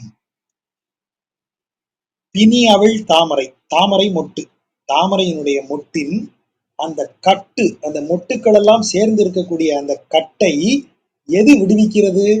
சூரியனின் ஒளி. சூரியன் வந்து தாமரை மேல பட்ட, மொட்டு மேல பட்ட உடனே அந்த மொட்டு அப்படியே அந்த கட்டுகள் அவிழ்ந்து அப்படியே அந்த இதழ் விரிகிறது. அது என்னன்னு சொல்றான் பாருங்க, பேர் அருளாளர். அது சூரியனுடைய எவ்வளவு பெரிய அருள். ஏன் அது அருள்? மலர் விரிந்து அதற்கு பிறகுதான் அதுல இருக்கிற இத வந்து தேன். இந்த இன்னைக்கு நான் இதை சொல்லணும்னு நினைச்சேன், அளவுல கரெக்டா இடம் வந்துருச்சு. இன்னைக்கு வந்து லோகமாதேவி கட்டுரை ஒண்ணு, அந்த ஆப்பிரிக்க மரத்தை குறித்த கட்டுரைய ஜெயமோகன் தளத்துல போட்டிருக்காரு. அதுல பாத்தீங்கன்னா நம்ம ஏற்கனவே சொன்னோம் இல்லையா, தேன்கிறது தேன்கூட்டிலிருந்து எடுக்கப்படுவது அப்படின்னு பார்த்தோம். அது தேன் வந்து மலரிலிருந்து எடுக்கப்படும் போது அதுக்கு நெக்டர்னு பேரு இங்கிலீஷ்ல. நெக்டரை தேனி எடுத்துட்டு போய் தனது கூட்டுல சேகரிச்சு வச்ச பிறகுதான் அது ஹனியா மாறுது. அப்ப தமிழ்ல தேன் என்பது தேன்கூட்டிலிருந்து எடுக்கப்படுவது. அப்ப பூவில இருந்து எடுக்கப்படுவது என்ன அப்படின்னா, அதுக்கு அவங்க ஒரு வார்த்தை எழுதியிருக்காங்க. நீங்க யார் அதை கண்டுபிடிக்கிறீங்கன்னு பார்ப்போம். எக்ஸாக்டா அந்த வார்த்தையை தேடிட்டே இருந்தேன். எப்படி வார்த்தையை போடலாம்னு அந்த வார்த்தையை இன்னைக்கு லோகமாதேவி எழுதியிருக்காங்க. ரொம்ப மகிழ்ச்சியா இருந்தது. டீச்சர் மாட்ட அப்புறமா பேசணும்னு வச்சிருக்கேன். ரொம்ப சரியான வார்த்தை, அழகான வார்த்தை. நீங்க கண்டுபிடிங்க அந்த வார்த்தையை. இந்த இடத்துல நீங்க யோசிச்சு பாருங்க. அப்படி பூ மலருது, அதுக்குள்ள இருக்கக்கூடிய அந்த மது, வடமொழியில அது மதுன்னே சொல்றது. அந்த மதுவை வண்டுகள் வந்து அருந்தி பிற மலர்களுக்கு சென்று அந்த மலர்களிலிருந்து தான் காய்களும் கனிகளும் உருவாகி அந்த காய்கனிகளைத்தான் பிற உயிர்கள் உண்டு அதன் வழியான விதைகள் வழியாகத்தான் திரும்ப தாவரங்கள் பரவி இந்த உலகம் முழுவதற்கும் உணவு என்பது ஒரு பூ மலர்வதில் இருந்து ஆரம்பிக்கிறது. ஒரு பூ மலரலைன்னா இந்த உலகத்துல உணவுங்கிறது என்ன ஆகும்? எவ்வளவு பெரிய சிக்கலாகும். அப்ப பூவை மலர்விப்பது எது? கதிரவனின் ஒளி. ஆகவேதான் கதிரவனை திரும்ப இதுல சொல்றாங்க, உலகிற்கு அமுதம் போன்ற ஒளியை வழங்கும் கிரணங்களை உடைய சூரியனே உன்னை நமஸ்கரிக்கிறேன் அப்படின்னு ரிக்வேதம் சொல்லுது. ரிக்வேதத்துல அவனை அப்படித்தான் அவனை வரவேற்கிறாங்க. அவனுடைய அமிர்தமயமான கிரணங்களை நீட்டிக் கொண்டுன்னு தான் சொல்றாங்க. அமிர்தம் என்றால் என்ன? உணவு. அப்ப அவ்வளவு பிரமாதமா இருக்கு. அப்ப அவன் அருள் எப்படிப்பட்ட அருள்? கதிரவனின் அருள் எப்படிப்பட்டது? ஒரு மலரை மலரச் செய்தல் சாதாரண வேலையா நம்ம நினைக்கிறோம். மலரே மலரலைன்னா எந்த தாவரமும் வளர போறது இல்ல. இல்ல சார், புலி எல்லாம் எங்க சார் தாவரத்தை திங்கும்? சார், மான் இருக்கணும்னா புலிக்கு உணவான மான் இருக்கணும்னா தாவரங்கள் இருந்தாகணும். இல்லைன்னா மான் செத்து போகும். அதுக்கு அதை சாப்பிட முடியாம புலியும் செத்து போகும். அப்படித்தான் இருக்கு உலகம். அப்ப பேரருள் என்பது அதுதான். பிணி அவிழ் தாமரை. அப்ப சூரியன் எத்தனை இருக்கான்? ஒரே சூரியன் தான் இருக்கான். எத்தனை தாமரை இருக்கு? கோடிக்கணக்கில் தாமரைகள் இருக்கு. கணக்கு வழக்கே கிடையாது. அப்ப அந்த ஒரு பேரருளாளன் யாரு? இந்த ஒன் அண்ட் ஒன்லி அவன் தான், நாராயணன் தான். கோடிக்கணக்கான தாமரை யாரு? நாம தான். நமக்கு பிணி என்கிறத ரெண்டு பொருளையும் எடுங்க, வியாதின்னு எடுங்க. ஆமா, பிறவி பிணி. பிறவி பிணியால் பாதிக்கப்பட்டிருக்கிற நம்மை மலரச் செய்யும் பேரருளாளன் இந்த பிணி எனும் இந்த கட்டிலிருந்து, இந்த உலக பந்தம் எனும் கட்டிலிருந்து, பந்தம்னாலே கட்டுதானே, இந்த உலக பந்தத்திலிருந்து நம்மை விடுவிக்கக்கூடியவன் கதிரவன். எப்படி மலரின் இதழ் கட்டுகளை கதிரவன் அகற்றுகிறானோ, மலரச் செய்கிறானோ, அதை போல நமது பிறவி பிணியாகிய சம்சார பந்தங்களிலிருந்து நம்மை அப்படி வெளியில கொண்டு வர்றவன் அவன் தான். பேர் அருளான் அவனா அவன்? அப்படிப்பட்டவன் தானே அவன்? அப்படி கேட்கிறான். இன்னொன்னு என்ன? தாமரையின் ரொம்ப நேரடியான பொருள் என்ன? தாமரையினுடைய இதழ்களை கட்டு அவிழச் செய்யும் சூரியனது அருள் அப்படின்னு வச்சிடலாம். யான் அறியேன், எனக்கு தெரியலையே. எனக்கு அவன் தானான்னு தெரியல, டவுட்டா இருக்கு. அதான் சொன்னோம் இல்லையா, இந்த டிகிரி காப்பி மாதிரி 80-20 காம்பினேஷன். அவன் தானா அப்படின்னு நான் கேட்கும்போது 80% உறுதியோட கேட்கிறேன், 20% டவுட்டோட கேட்கிறேன். அப்பதான் கொல் அப்படிங்கிற கொஸ்டின் மார்க் போடுவேன். ஏன்னா பொண்ணு பாத்தீங்களா, தலைவி பேசுறா, மறந்துடக்கூடாது. பொண்ணுங்க எப்பவுமே கன்ஃபார்மா சொல்ல மாட்டாங்க. அப்படின்னு தான் எனக்கு ஞாபகம், அப்படிதான் முடிப்பாங்க. மாதிரிதான் இருந்தது, அப்படிதான் பேசுவாங்க. அந்த லாங்குவேஜ் இது. பிணியவள் தாமரை மொட்டு அலர்த்தும் பேரருளாளர்கள் யான் அறியேன், எனக்கு தெரியலையே. ஆனா பணியும் என் நெஞ்சம், என்னை அறியாமலே என் நெஞ்சம் அவருக்கு பணிந்து விட்டது. இது என் கொல் தோழி. இது எப்படி நடந்துச்சு தோழி? இது ஆச்சரியமா இருக்கே. நான் யூஸ்வலா உனக்கு தெரியும், எந்த பையனும் என்னை பார்த்தானா நான் பயங்கர டென்ஷன் ஆயிருவேன். பசங்கள்ட்ட எல்லாம் பேச்சு வச்சுக்க மாட்டேன். அவங்க யாரும் பார்த்தா கூட முறைச்சிட்டு போயிருவேன். ஆனா பாரு, இவன்கிட்ட என்னை அறிவன் யாருன்னே தெரியல. ஒருவேளை இவன் தான் என்னை மலரச் செய்யக்கூடிய கதிரவனோ? நான் இவ்வளவு நாள் பிறருக்காக கூம்பி நின்ற, மூடி நின்ற தாமரை, இவன் பார்த்த உடனே கதிரவனின் ஒளியில் மலர்ந்த தாமரை ஆயிட்டேனோ? என்னை அறியாமலே என் நெஞ்சம் இவனிடம் பணிந்து விட்டது. இது எப்படி நடந்தது? ஆச்சரியமா இருக்கே தோழி. இது என்கொள் தோழி. பணியும் என் நெஞ்சம், என் நெஞ்சம் அவருக்கு பணிகிறது. பண்டு இவர் தம்மையும் கண்டு அறியோம். திரும்ப அந்த வார்த்தை வருது பாருங்க. பண்டு இவர் தம்மையும் கண்டு அறியோம். இவரை இதுக்கு முன்னாடி நம்ம பார்த்து அறிந்ததில்லையே. அணிகழு தாமரை அன்ன கண்ணும் அணிகெழு கெழுதான் செழுமையான நிரம்பியன்னு அர்த்தம். அணிகள் நிரம்பிய அழகு நிரம்பிய தாமரை போன்ற கண்கள் உடையவன். அம் கையும் பங்கயம். அம் கை என்றால் அழகிய கை, உள்ளங்கை, ரெண்டு பொருளும் உண்டு. அம் கை பங்கயம், அது எப்படி கையும் தாமரை கண்ணும் தாமரை? விரிந்த தாமரை கண்கள், அதில் இருக்கிற குளிர்ச்சியையும் தன்மையையும் குறிக்கக்கூடியது கண்ணுக்கு. இப்போ பரதநாட்டிய முத்திரைக்கு போங்க. பரதநாட்டிய முத்திரை எதையாவது கூகுள்ல போய் யூடியூப்ல போய் போடுங்க. தாமரைக்கு என்ன முத்திரை, மலருக்கு என்ன முத்திரைன்னு காமிங்க. உள்ளங்கைய குவிச்சு இப்படி இப்படி காட்டுவாங்க. அதை எப்படி எனக்கு காண்பிக்கிறது? கையில ஒரு சின்ன சொம்பு ஏந்துனீங்கன்னா சொம்ப கீழ்ப்பக்கத்தை எப்படி பிடிப்பீங்க? அப்படி பிரிக்கணும். அப்படி பிடிச்சீங்கன்னா உங்க கை எப்படி குவிஞ்சு இருக்கும், உள்ளங்கை இப்படி குவிஞ்ச மாதிரி இருக்கும். மேல ஸ்டாண்டு மாதிரி அந்த சின்ன பாத்திரத்தை இப்படி வைக்கலாம். ஒரு டம்ளரை கீழ்ப்பக்கமா பிடிங்க, பாட்டம்ல இருந்து இப்படி பிடிங்க.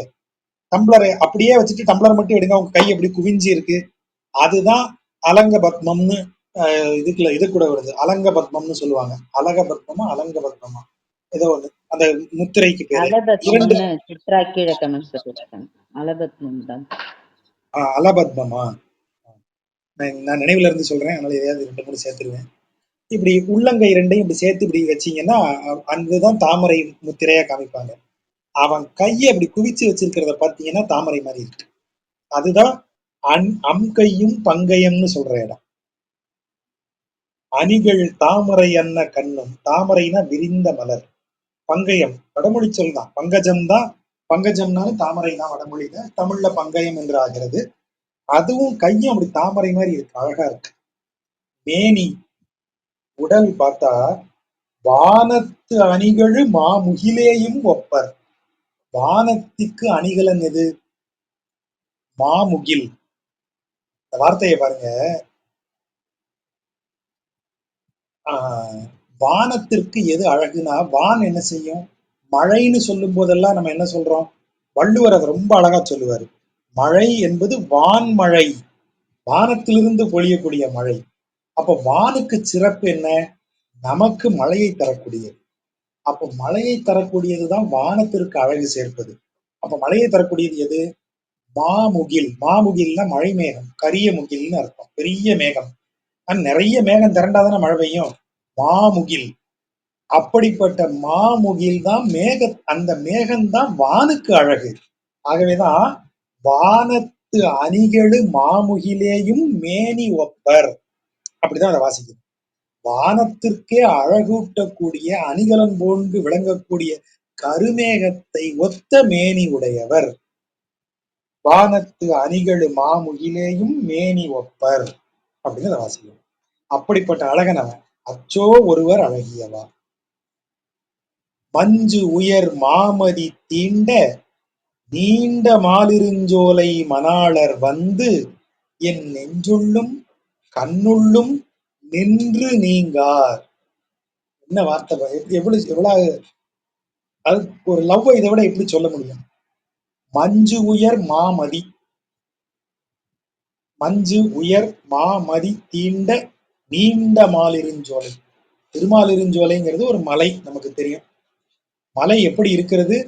நீண்ட மலை, உயர்ந்து இருக்கு. இங்க நீண்ட என்பது உயரத்தை குறிக்கும். ஏன்னா மலைன்னு வந்துருச்சு இல்லையா, உயரம். அப்ப எவ்வளவு உயரம்? மஞ்சு உயர். மஞ்சுன்னா நம்ம சொல்றோம் இல்லையா, மேகம். இந்த ஊட்டி கொடைக்கானல் எல்லாம் அப்படியே அந்த பனி வருது இல்லையா, மிஸ்ட். மிஸ்டுக்கு தான் தமிழ்ல மஞ்சுன்னு சொல்றது. மஞ்சு உயர் மேகத்தை, அந்த பனி மேகம் என்கிறது அந்த மஞ்சை விட உயர்ந்து, திருமாலிருஞ்சோலை சொல்லி அதோட உயரமா இருக்கான். உயர்ந்து எங்க வரைக்கும் போயிடுச்சு? மாமதி தீண்ட, லைட்டா போய் நிலாவை உரசுது. எது? திருமாலிருஞ்சோலை. அவ்வளவு உயர்ந்த மலை. மேகங்களை எல்லாம் தாண்டி மஞ்சு உயர்ந்து, மஞ்சுக்கும் மேல போய் அதற்கு மேல இருக்கக்கூடிய முழு நிலவை தீண்டுகிறது. அப்படி போய் அவ்வளவு பெரிய திருமாலிருஞ்சோலைக்கு தலைவன் மணாளன், திருமாலிருஞ்சோலை மணாளர் அவர் வந்து, அப்படிப்பட்டவர். அப்போ இது எதை குறிக்கிறது? நம்ம ஒரு விதத்துல பார்த்தோம்னா என்னையா திருமால் எரிஞ்சோலை ஒரு குன்று, இந்த இப்படி நிமிர்ந்து பார்த்தா டாப் தெரிஞ்சிடும். ஒரு வேகமா நடந்தா 15 நிமிஷத்துல அந்த மலை உச்சிக்கு போயிடலாம். இது என்ன இப்படிலாம் சொல்லியிருக்காரு அப்படின்னு கேட்டோம்னா, சார் ஒரு கவிதைங்கிறது ஒரு டாக்குமெண்ட்ரியோ அல்லது ஒரு ஒரு விஷயத்தை எழுதக்கூடிய பத்திரிகை ரிப்போர்ட்டோ கிடையாது. ஒரு விஷயத்தை ரிப்போர்ட் பண்றதுக்கு பேர் கவிதை கிடையாது. அது ஒரு உணர்வை சொல்லுவதற்கு தான் கவிதை வருது. அப்ப இதுல என்ன சொல்றாரு, அவன் இருக்கிற இடம் எப்படிப்பட்ட இடமாக இருக்கிறது, இந்த பூமியினுடைய எல்லைகள் எல்லாவற்றையும் தாண்டி விரிந்த ஒரு இடம்னு அவன் இருக்கிற இடத்த சொல்றீங்க. அவனை சொல்லல, அவன் இருக்கிற இடமே எப்படியா இருக்கான், மஞ்சு உயர் மேகத்தை தாண்டி நிலவை தொடும். அப்ப அவன் இருக்கிற இடத்தின் பிரம்மாண்டத்தை அப்படி சொல்லியிருக்கோம். அவன் இருக்கும் இடத்தினுடைய விரிவும் அந்த இதையும் ஆகிருதியையும் சொல்றோம். அப்படி பிரம்மாண்டமான இடத்திற்கே அவன் மணாளன்னு சொன்னா அவன் எவ்வளவு பெருசா இருப்பான். நீ கற்பனை பண்ண முடியாத உயரத்துக்கு அந்த மலை வளர்ந்து நிலவை போய் தொடுதுன்னு சொல்றேன். அப்படிப்பட்ட நிலவை தொடும் மலையவே தலைவனாக ஆளுகிறவன் எப்படி இருப்பான். அவ்வளவு பெரியவன் அவன். அவன் பிரம்மாண்டத்தை சொல்றதுக்கு தான் அந்த இவ்வளவு குறிப்பு போடப்படுகிறது. மஞ்சு உயர் மாமதி தீண்ட நீண்ட மாலிருஞ்சோலை மணாளர் வந்தவன் சாதாரண ஆளாய அவன் இவ்வளவு பெரிய ஆள், அதை சொல்லணும்ல. அப்படி சொல்லிட்டு அப்பேற்பட்டவன் என்ன செய்யறான், என் நெஞ்சுள்ளும் கண்ணுள்ளும் நின்று வந்து நின்னுட்டான். அவன் தான் வந்தான். வந்தவன் அப்படி போயிருக்கலாம், ஆனா அவன் போகல, உள்ள நிக்கிறான். வந்து நின்று எப்படி நிக்கிறான், நீங்காமல் நிற்கிறான். அது அவனுடைய அருள். அவன் நீர்மலையார்க்குள் திருநீர்மலையில இருக்கிறவன் தானே இவன். அது திருமாலிருஞ்சோலையில இருக்கிறவன் வந்து நிக்கிறான்னு சொல்லியாச்சு. அப்புறமும் இந்த பொம்பளை பிள்ளை இல்ல, அவ ஒரு சின்ன அப்படி ஒரு ஒரு செல்ல சந்தேகம் வந்துகிட்டே இருக்கணும்ல. நீர்மலையார்க்குள் திருநீர்மலைக்காரர் தான் இருப்பாரோ, நினைக்க மாட்டேன். நினைக்க மாட்டேன்னா எதிர்மறை பொருள் கிடையாது. என்னால நினைப்பதற்கு மாட்டாது, என்னால நினைச்சு பார்க்க முடியாதுன்னு அர்த்தம். நினைக்க மாட்டேன், நினைக்க ஒட்டேன், என்னால் நினைக்க இயலாதுன்னு அர்த்தம். என்னால் நினைக்க முடியவில்லையே, இவர் திருமாலிருஞ்சோலையில இருக்கிற தெய்வம் தானா அல்லது திருநீர்மலையில இருக்கிற தெய்வமான்னு எனக்கு தெரியலையே. கம்பேரிசன் பாருங்க, ரெண்டுமே மலை, திருநீர்மலை திருமாலிருஞ்சோலை மலை. அதனால அவர் ரெண்டு பேருமே மலையில இருக்கிற தெய்வமா, ரெண்டு பேருமே அப்படி அழகா இருக்காங்களா, இவன் தானோ அவன், அவன் தான் இவனோ, அது எனக்கு தெரியலையே, என்னால் நினைச்சு பார்க்க முடியலையே, என்னால யாருன்னு பார்க்க முடியலையே. அதுதான் அந்த அர்த்தம். மஞ்சு உயர் பொன் மலை மேல் எழுந்த மாமுகில் போன்று உளர் வந்து காணீர். அப்படியே மேகம் சூழ்ந்து இருக்கக்கூடிய ஒரு பெரிய மலை, இரவு நேரம். நீங்க அப்படி நீங்க இத வந்து தர்மசாலால பார்த்தோம். பௌர்ணமி தர்மசாலால அந்த இமயமலைக்கு அடுக்குகள்ல அது இருக்கிற அடுக்குகளுக்கு உள்ள இருக்கிற ஒரு இடம். அங்க தங்கி இருக்கோம் ராத்திரி. நாங்க அந்த மாடியில ஏறி, மாடி என்ன மாடி, பின்பக்கம் மலைச்சரிவு, மாடிங்கிறது மலைச்சரிவு ரோடு. மேல ஏறி பார்த்தா இரவு நேரம் பௌர்ணமி, அந்த மலை சிகரங்களுக்கு மேல, அந்த வெண்மை நிறமான மலை சிகரங்களுக்கு மேல அப்படியே முழு நிலவு எழுந்து வரான். எனக்கு இப்பவுமே அப்படி புல்லரிக்கும் அந்த அந்த காட்சியை நினைச்சாலே.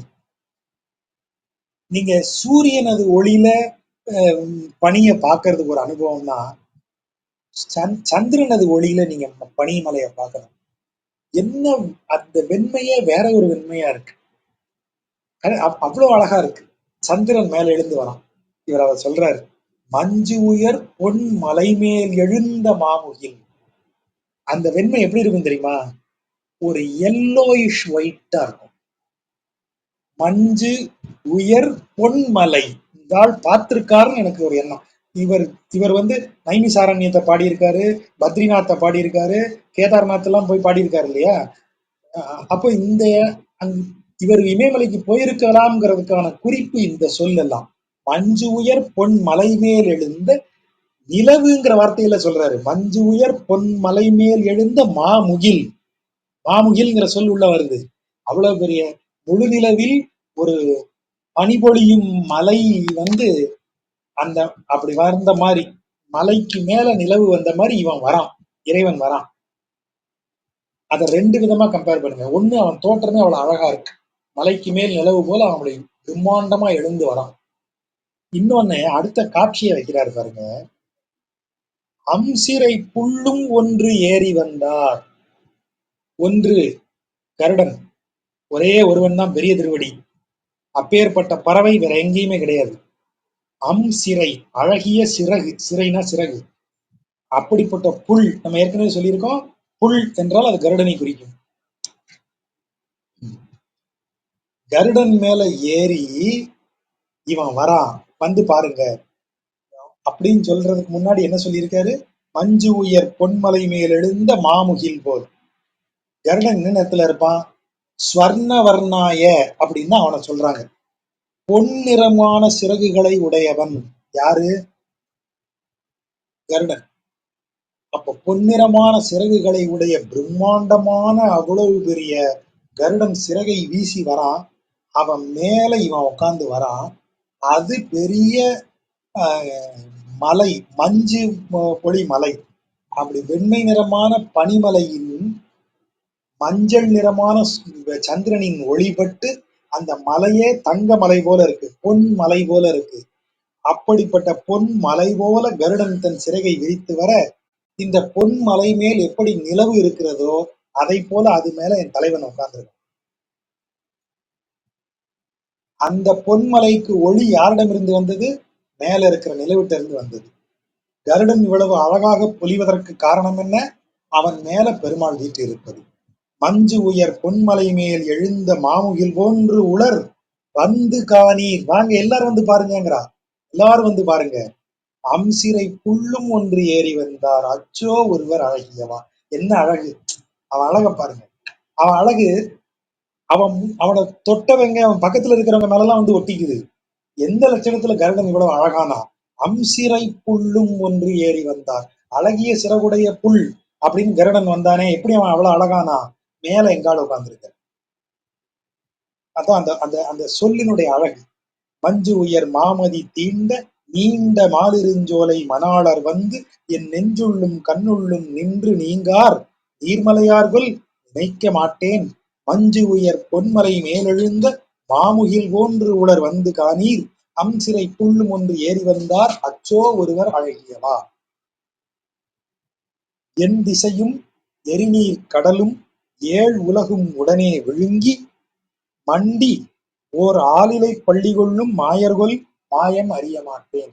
ஏற்கனவே சொன்ன மாதிரி 7 உலகத்தையும் 8 திசைகளையும், எரி நீர் என்றால் அலைகளை வீசும் பெரிய கடலையும் விழுங்கி, விழுங்கியதோட மண்டினா அதை செரித்துன்னு அர்த்தம். விழுங்கி மண்டி அடுத்து என்ன செய்யறாரு? ஒரு ஆலை இலை மேல வந்து படுத்துடுறாரு. 7 உலகத்தையும் கடல் எல்லாத்தையும் விழுங்கினவன் ஒரு ஆலை இலை மேல படுத்துறான். என்னையா மாயம் இது? ஆமா, அவன் அப்படித்தான் மாயம் பண்ணுவான். அதான் அவனுடைய மாயம். 7 உலகையும் உண்ட குழந்தை ஆலை இலை மேல வந்து படுத்துருதான், புழு சைஸ்ல. இது எப்படி இருக்கு முடியும்? அது முடியும், அவனால முடியும். அந்த மாயம் எனக்கு தெரியாது, மாயம் அறிய மாட்டேன். கொண்டல், கொண்டல்னா மேகம், குறிப்பா கிழக்கில் இருந்து வர்ற மேகம். கிழக்கில் இருந்து வர்ற மேகம் தான் கருமை நிற மேகம். ஆகவேதான் கொண்டல். நாள் நல் மால்வரையேயும், நல்ல மால் பெரிய, நல்ல பெரிய வரை மலை, கருமை நிறமான மேகம், அழகிய பெரிய மலையும் ஒப்பார். ஆள் மலை போல இருக்கார், மேகம் போல இருக்கார். அவர் நிறத்தை சொல்வது. கொங்கு அலர் தாமரை, கொங்கு அலர்னா அப்படி கொத்தா மலர்ந்து காம்புல இருந்து வந்து மலர்ந்து இருக்கிறார், கொங்கு அலர் தாமரை. கண்ணும் வாயும், அவருடைய கண்ணை வாயையும் பாரு, தாமரைப்பூ மாதிரி இருக்கு. தாமரை மலர்ந்தது போல் கண்களும், தாமரை இதழ் விரிந்தது போல் அவருடைய வாயும் அமைந்திருக்கிறது. அண்டத்து அமரர் பணிய நின்றார், இந்த அண்டத்தில் இருக்கக்கூடிய அனைத்து தேவர்களும் வந்து பணியும்படி நிற்பவர் என்னுடைய தலைவர். அச்சோ ஒருவர் அழகியவர். அவர் அழக பாருங்க. அன்னமும் கேழலும் மீனும் ஆய, அன்னம் என்றால் ஹம்சம்.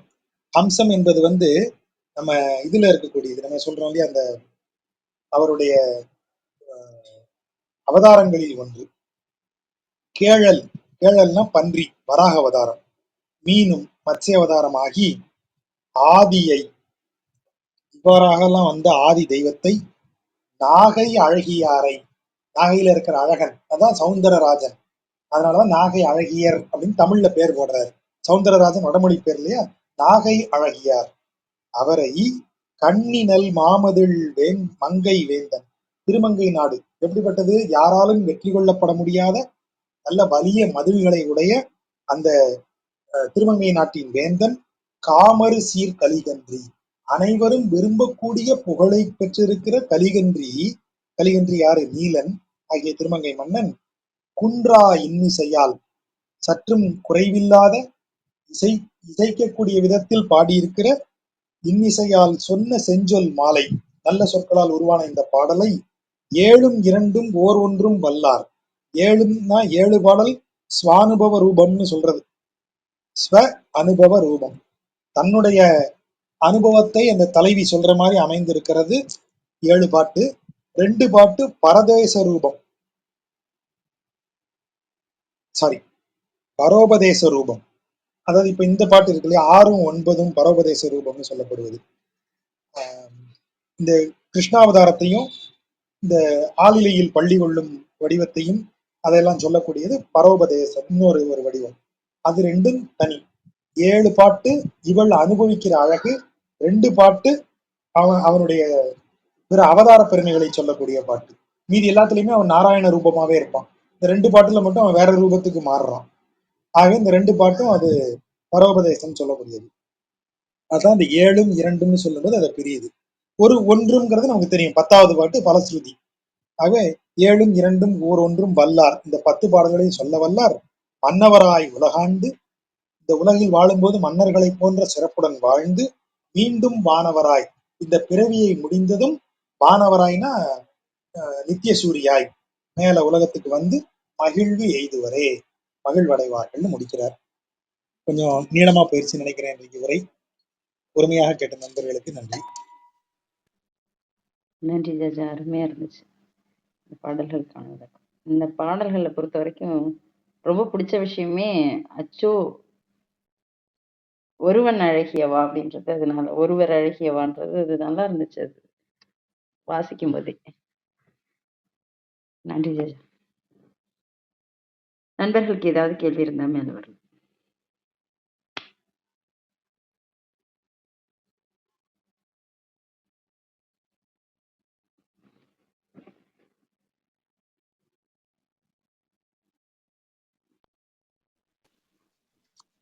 ஜஜா, இந்த சௌந்தரியம்ன்றதுக்கு வந்து அழகுன்னு சொல்லியிருந்தீங்க இல்லையா, சௌந்தர்ய லஹரின்ற வரும்போது ஆனந்த அலைன்னு ஏதோ டிரான்ஸ்லேஷன் பார்த்த மாதிரி ஞாபகம், சரியா அது?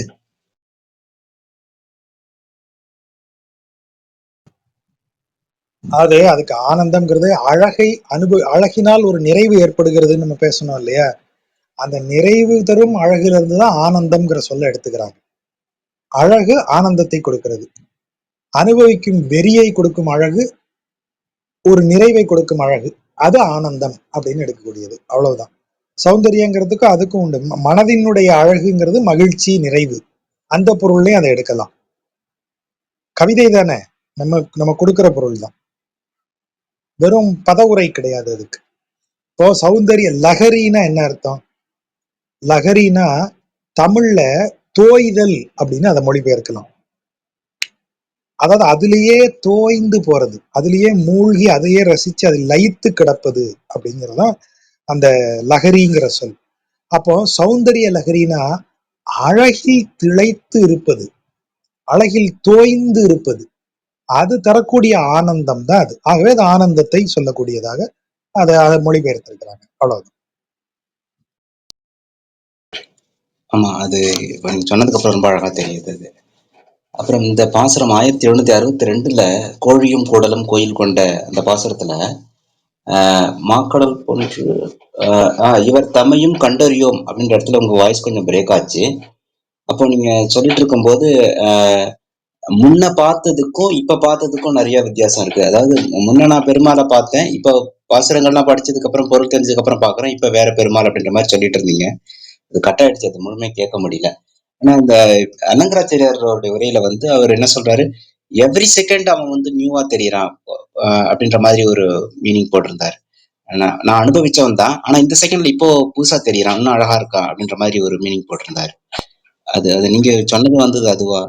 ஆமா, இல்ல அதாவது கண்டு அறியோம்னு சொன்னா, இப்போ ஒருவரை கண்டு அறிதல் ரெண்டு சொல் நம்ம ஏற்கனவே பார்த்திருக்கோம் இல்லையா? கண்டதனாலேயே நான் அறிந்து விட்டேனா அப்படின்னா நமக்கு கிடையாது. ஒருத்தரை பார்த்த மாத்திரத்திலேயே அவரை பத்தி எல்லாம் தெரிஞ்சிருதா? ஒரு புக் அப்படி பார்த்த உடனே வாசிக்கிறோம், கண்ணால வாசிக்கும் போது நமக்கு எல்லாம் தெரிஞ்சிருதா? அது தொடர்பான ஒரு அனுபவம், அது தொடர்பான ஏதோ ஒன்று நமக்கு உள்ள குத்தும் போதுதான் அந்த புத்தகம் நமக்கு வேற ஒண்ணு சொல்லுது. அப்ப காணுதல் என்பதும் அறிதல் என்பதும் வேறு வேறு.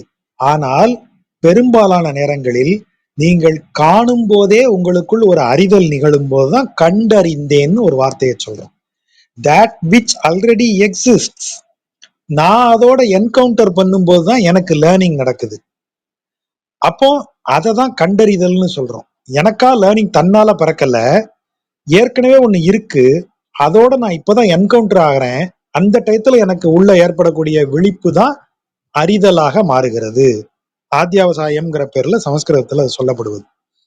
அப்ப இந்த இந்த விஷயம்தான் கண்டு அறிதல்.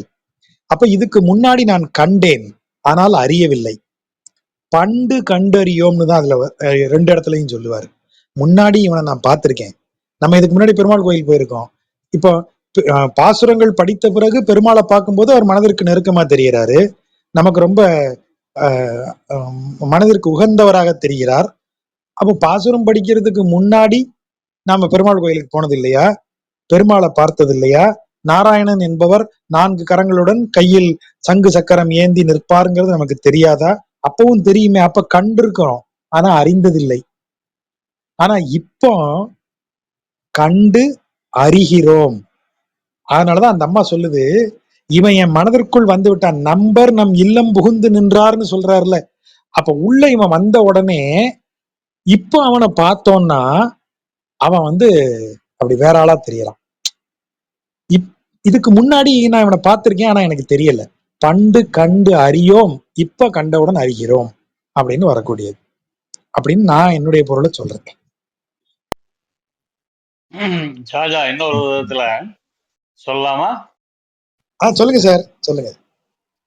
எல்லாரும் கண்டு அறிவோம். இல்ல, கண்டு அறிஞ்சிருவோம். அதாவது அந்த அறிவுங்கிறது உள்ளுக்குள்ள எப்பொழுதுமே இருக்கிறது தான்.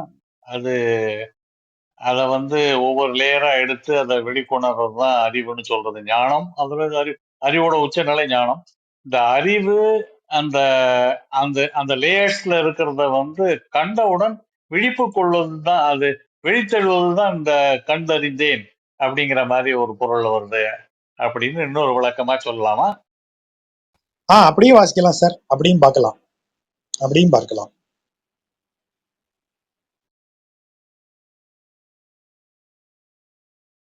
நன்றி ஜாஜா. அதுக்கு பிறகு விஜய் சொல்லுங்க. எங்க விஜய் காண போச்சா? இருக்கு. வேற யாருக்கும் எந்த சந்தேகமும் இல்லைன்னா சொல்றதுக்கு ஏதாவது இருந்தாலும் சொல்லலாம். அப்படி இல்லைன்னா இந்த இடத்துல வியாழன் உண்டு இல்லையா ஜாஜா? சரி, அப்போ நண்பர்களுக்கு கேள்விகள் இல்லைன்னா வியாழக்கிழமை சந்திப்போம். நன்றி. நன்றி நன்றி நன்றி நன்றி விஜய். நன்றி.